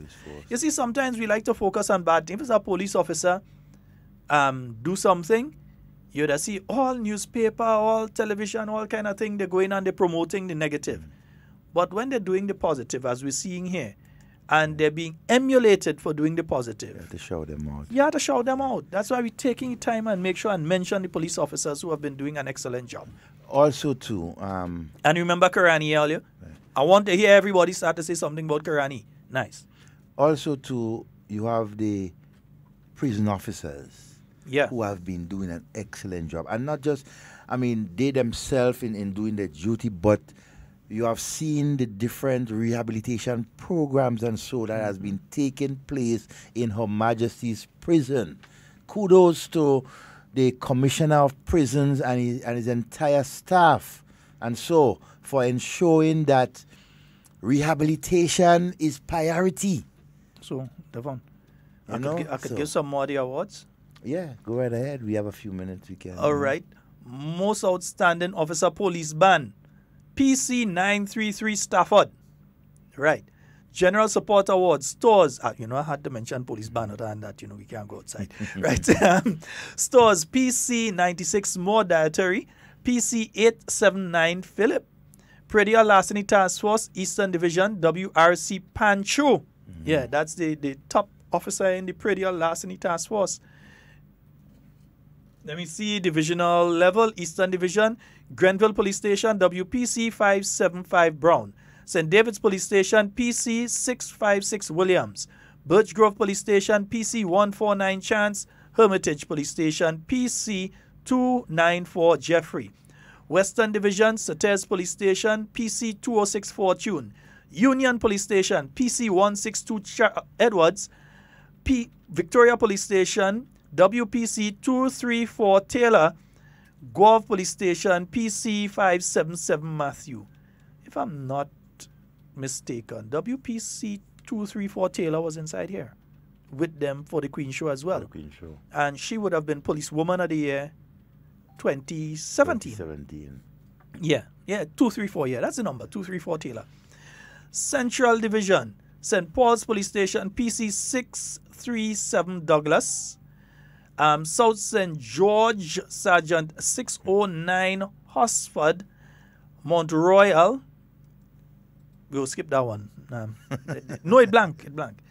Central Police Station, WPC 523 Charles. Yeah. Northern Division, Pitty Martinique. Yes, it's a Pitty Martinique boy. Yeah. PC 590 Richardson, Caracou. PC 589 Jeremiah. And the Detective Award, CRO, DC 537 Clark. And for the Drug Squad, WDC 939 Cummins. Yeah. When the police do things, you have to pick them up. Anybody do good thing, we have to pick them up. But somehow we only waiting for Karani to run and win. And before make a noise. Yeah, before we go in and jump up. Jumping up and make noise, no. Jumping up, no, I don't. One thing I don't like is hypocrisy. I don't like it. If it's one thing that's edge me, is that. You understand? Yeah, that's one thing that's edge me. So we want to see Karani James do well in 2019.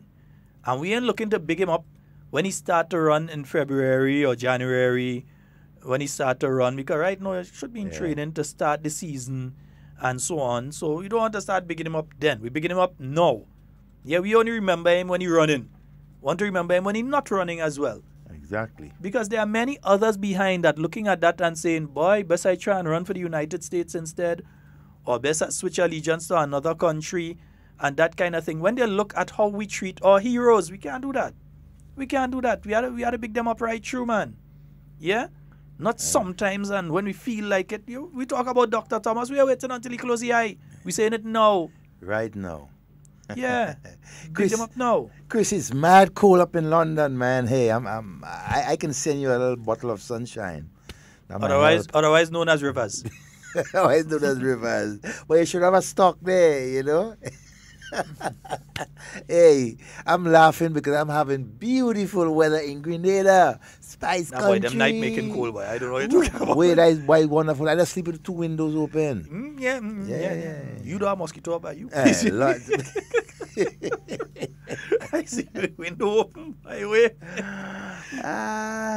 No, but I'm continue to say it. As a people, we need to emulate our people. We need to motivate our people and so on.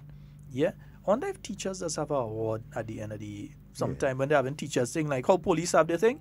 If teachers does have a similar ceremony, I wonder if they have that on a yearly basis. But emulation ceremony for teachers, and you go by zone and so on. They used to, and a lot of years ago. I can't say of now, but I know they used to. You know, teachers, certain time in the year they would come together and have some, emulation and so forth. I mean, every sector, right, of our working force, or even persons who have been doing, extra duty towards the community and the people in this country must be emulated. Somebody probably had a look at emulation ceremony for teachers and so.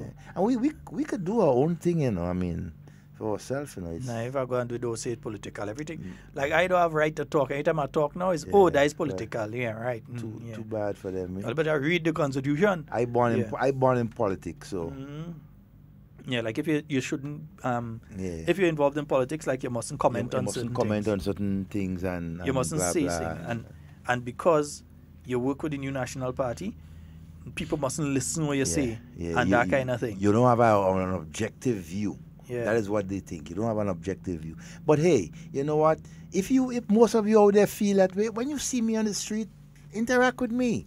Let's talk. Let's discuss, things that bother you, something you might hear myself or Sheldon saying and you're not in agreement, you may not want to call. Approach us. Let's have a discussion. Approach with caution. This kind of thing about, hey, you only lying on radio and thing there, I would just ignore you. I wouldn't. It's going to pass through day, come through day. I wouldn't hear you. We must have respect for each other. That kind of nonsensical, dotish behavior, it has no place in common sense discussions. As they say, egg had no right in rock zone dance. Them kind of people who does come with them kind of thing there have no right in sensible discussion. So just keep moving. When approach like that, I will just smile and just keep moving. But I doesn't even hear. I wouldn't hear. It wouldn't register. That's but I'm and it's laser by. It's the season for giving and receiving, and so we can share. A bit of joy here and there, wouldn't hurt. Someone that you may have issues with for the entire year. And so might be a good time to approach them and say, hey, good morning, good evening, how are you? Let's have that dialogue. You may be surprised, as to the results. Let's be our neighbors' keepers. Let's love each other. Let's show that togetherness. That's all the time we have for Hard Talk today. Yes. Tomorrow morning, I'm not sure if there's going to be a post-cabinet press briefing. Most likely there will be. One of the final ones for the year. So we do expect the possibility of a post-cabinet press briefing tomorrow morning. And once that is so, we will be broadcasting that first and then get into the discussions afterwards. I do not know who may be the minister up for that. Let me just make a quick check to see if anything has been sent yet. No, nothing has been sent yet. But more than likely, we expect to see that tomorrow. For those of you out there in Carriacou, we're looking out this Saturday. Christmas in the city at the Hillsborough Market Grounds. And that's going to be starting from 7 p.m. Christmas caroling, skits, drama, dance, music. And they're going to have an appearance by Santa Claus. Santa Claus coming early to Carriacou. All right, nice. So I expect to hear some parang. They had the parang train going around Carriacou. It's supposed to stop off in 6 Roads this week, I believe. 6 Roads. I wonder why to call it 6 Roads. Is that 6 Roads joining somewhere? I had to find out. I find we had to get some parang music in the show. I find you and Nazim. Parang. I'll think parang after. I think this one day today I'll play that tune. We mustn't treat we heroes so. We must not treat we heroes so. All right? Nice. That's all the time we have for Hard Talk today. It's been wonderful being here with you. My name is Sheldon Scott. I'm Devon Romain. And that's Hard Talk for today. And whatever you say and do it safe and secure. I want to be speaking to and with you. Not about you. You can stay tuned. Those of you online, we're going to be having some more programming for you, at least for the next hour. So if you want to stay online, you can do that.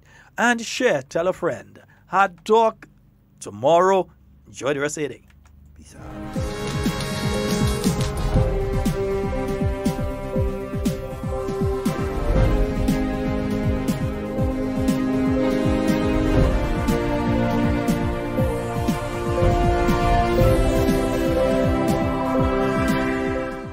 Government and workers' representatives bodies to meet again next week. Details to this story and more in the National Report.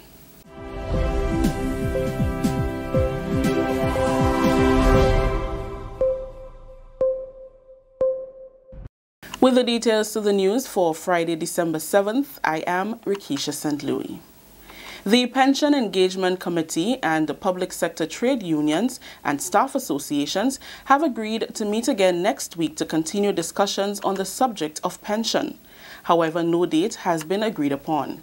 The unions are also expected to submit proposals for government's consideration.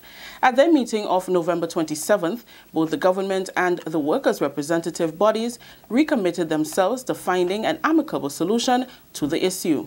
It was also agreed that there will be no industrial action while the negotiations are ongoing.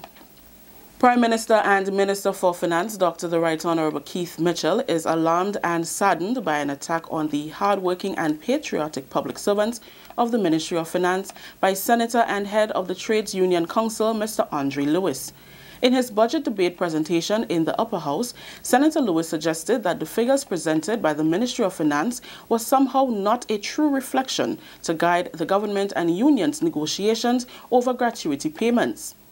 In commenting on Mr. Lewis's remarks, Dr. the Right Honorable Keith Mitchell said it was irresponsible, unfair, baseless and inflammatory, and that Senator Lewis showed utter disregard for the diligent staff of the ministry, who are also represented by the trade union movement and are therefore constituents of the same trade union leader who is attacking the ethics.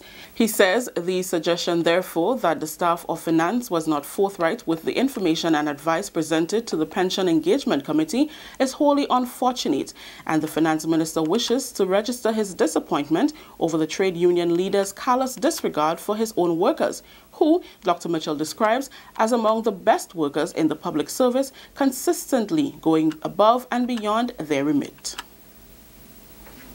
Government will introduce a new category of wardens to assist in the enforcement of policing the 2018 Litter Act. The amendment to the 2018 Act was brought before the Upper House on Thursday by Senator the Honorable Dr. Winston Garway to include the traffic wardens. The abatement of Litter Act enforces penalties to ensure the promotion of a clean and healthy environment. Senator Garway explained that 3 categories of workers are currently responsible for policing the Act. They are the police, public health inspection officers, and forestry officers. He said even though the bill was passed back in 2016 and has not been enforced, a lot of work has been done. The Abatement of Litter Act seeks to introduce or to put in place a category of persons who will be responsible for, as it were, policing your city, your towns, wherever within Grenada, Carriacou, and Petit Martinique, to ensure that our people dispose of litter properly. And they're given the responsibility to charge the fixed penalties, as you say, a ticketing system towards ensuring that our citizens comply with the Act. According to Senator Garway, the inclusion of the traffic wardens is a major boost for environmental protection. We could see the value of giving such powers to the traffic wardens who've been there already, who will be assisting with parking and the regulating and controlling of the traffic, the flow of traffic. So they will be on the ground already. And we're thinking, it's our belief, that seeing that they are there, that additional duty to assist citizens to comply with the Litter Act will be an easy fit. And in so doing, Mr. President, I want to introduce today that powers is given to the traffic wardens. Leader of Government Business in the Senate, Senator Simon Steele, gave support to the amendment. It is a highly efficient way of being able to combine services. The traffic wardens who are out in town in generally urbanized areas, and if knowing that a lot of the litter that is generated is also from motorists is in those same areas, then there is a commonality in terms of function. And this is seen as an important step forward and an important enabler for us to start the enforcement of this. This is the National Report. We'll have more news after the break.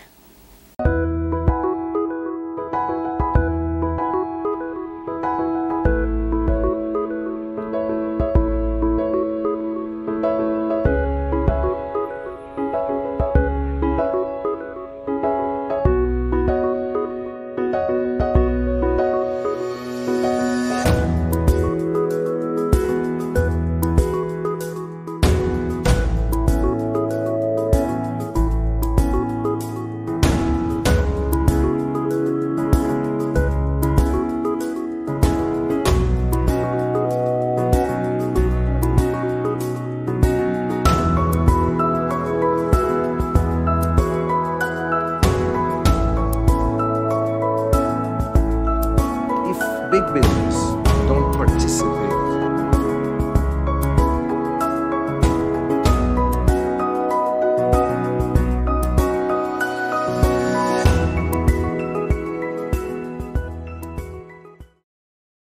And finally, beekeepers are encouraged to join forces to take advantage of opportunities that may not benefit an individual, but everyone involved in beekeeping. That's encouragement from the Ministry of Agriculture and Lands. Jerry Malcolm tells us some of the plans in place for the Grenada Association of Beekeepers.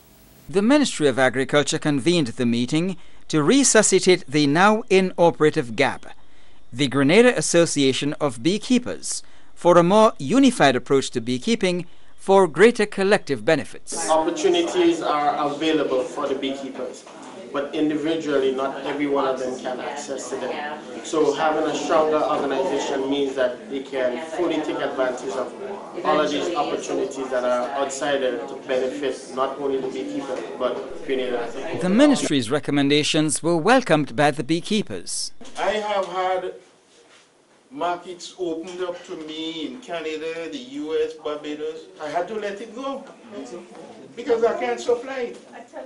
So we are not competitors. It's just a matter of working together. Willing to volunteer in every way possible to help bring GAB back to its feet. I'm glad that we're talking about moving forward together because there's lots of things we can do as an association. I would hope at the next meeting, right, we'll be prepared to have an election of a new executive body, right? Whenever that meeting is held, because we already have that, it's just a matter of contacting these people and say, look, we are ready to move forward with the association. Honey production is just one aspect of the ministry's interest in beekeeping.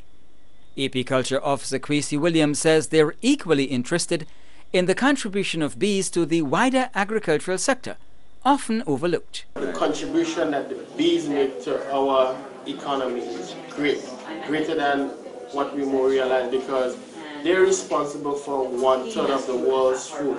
So imagine if we had no bees in Grenada, a lot of the crops and things like that, which is pollinated by wind and water, would take a long time to be able to reach maturity that they can sell. But with bees now, it helps speeds up the process, and therefore it makes it even greater for our farmers and them who will have a faster turnover. The beekeepers have agreed to reconvene early in the new year to get GAB buzzing once again. That story just ended the National Report for today, Friday, December 7th. Let's recap the top story. Government and workers' representatives bodies to meet again next week. On behalf of all those who made this newscast possible, I am Rikisha St. Louis saying thank you for joining us. Until next time.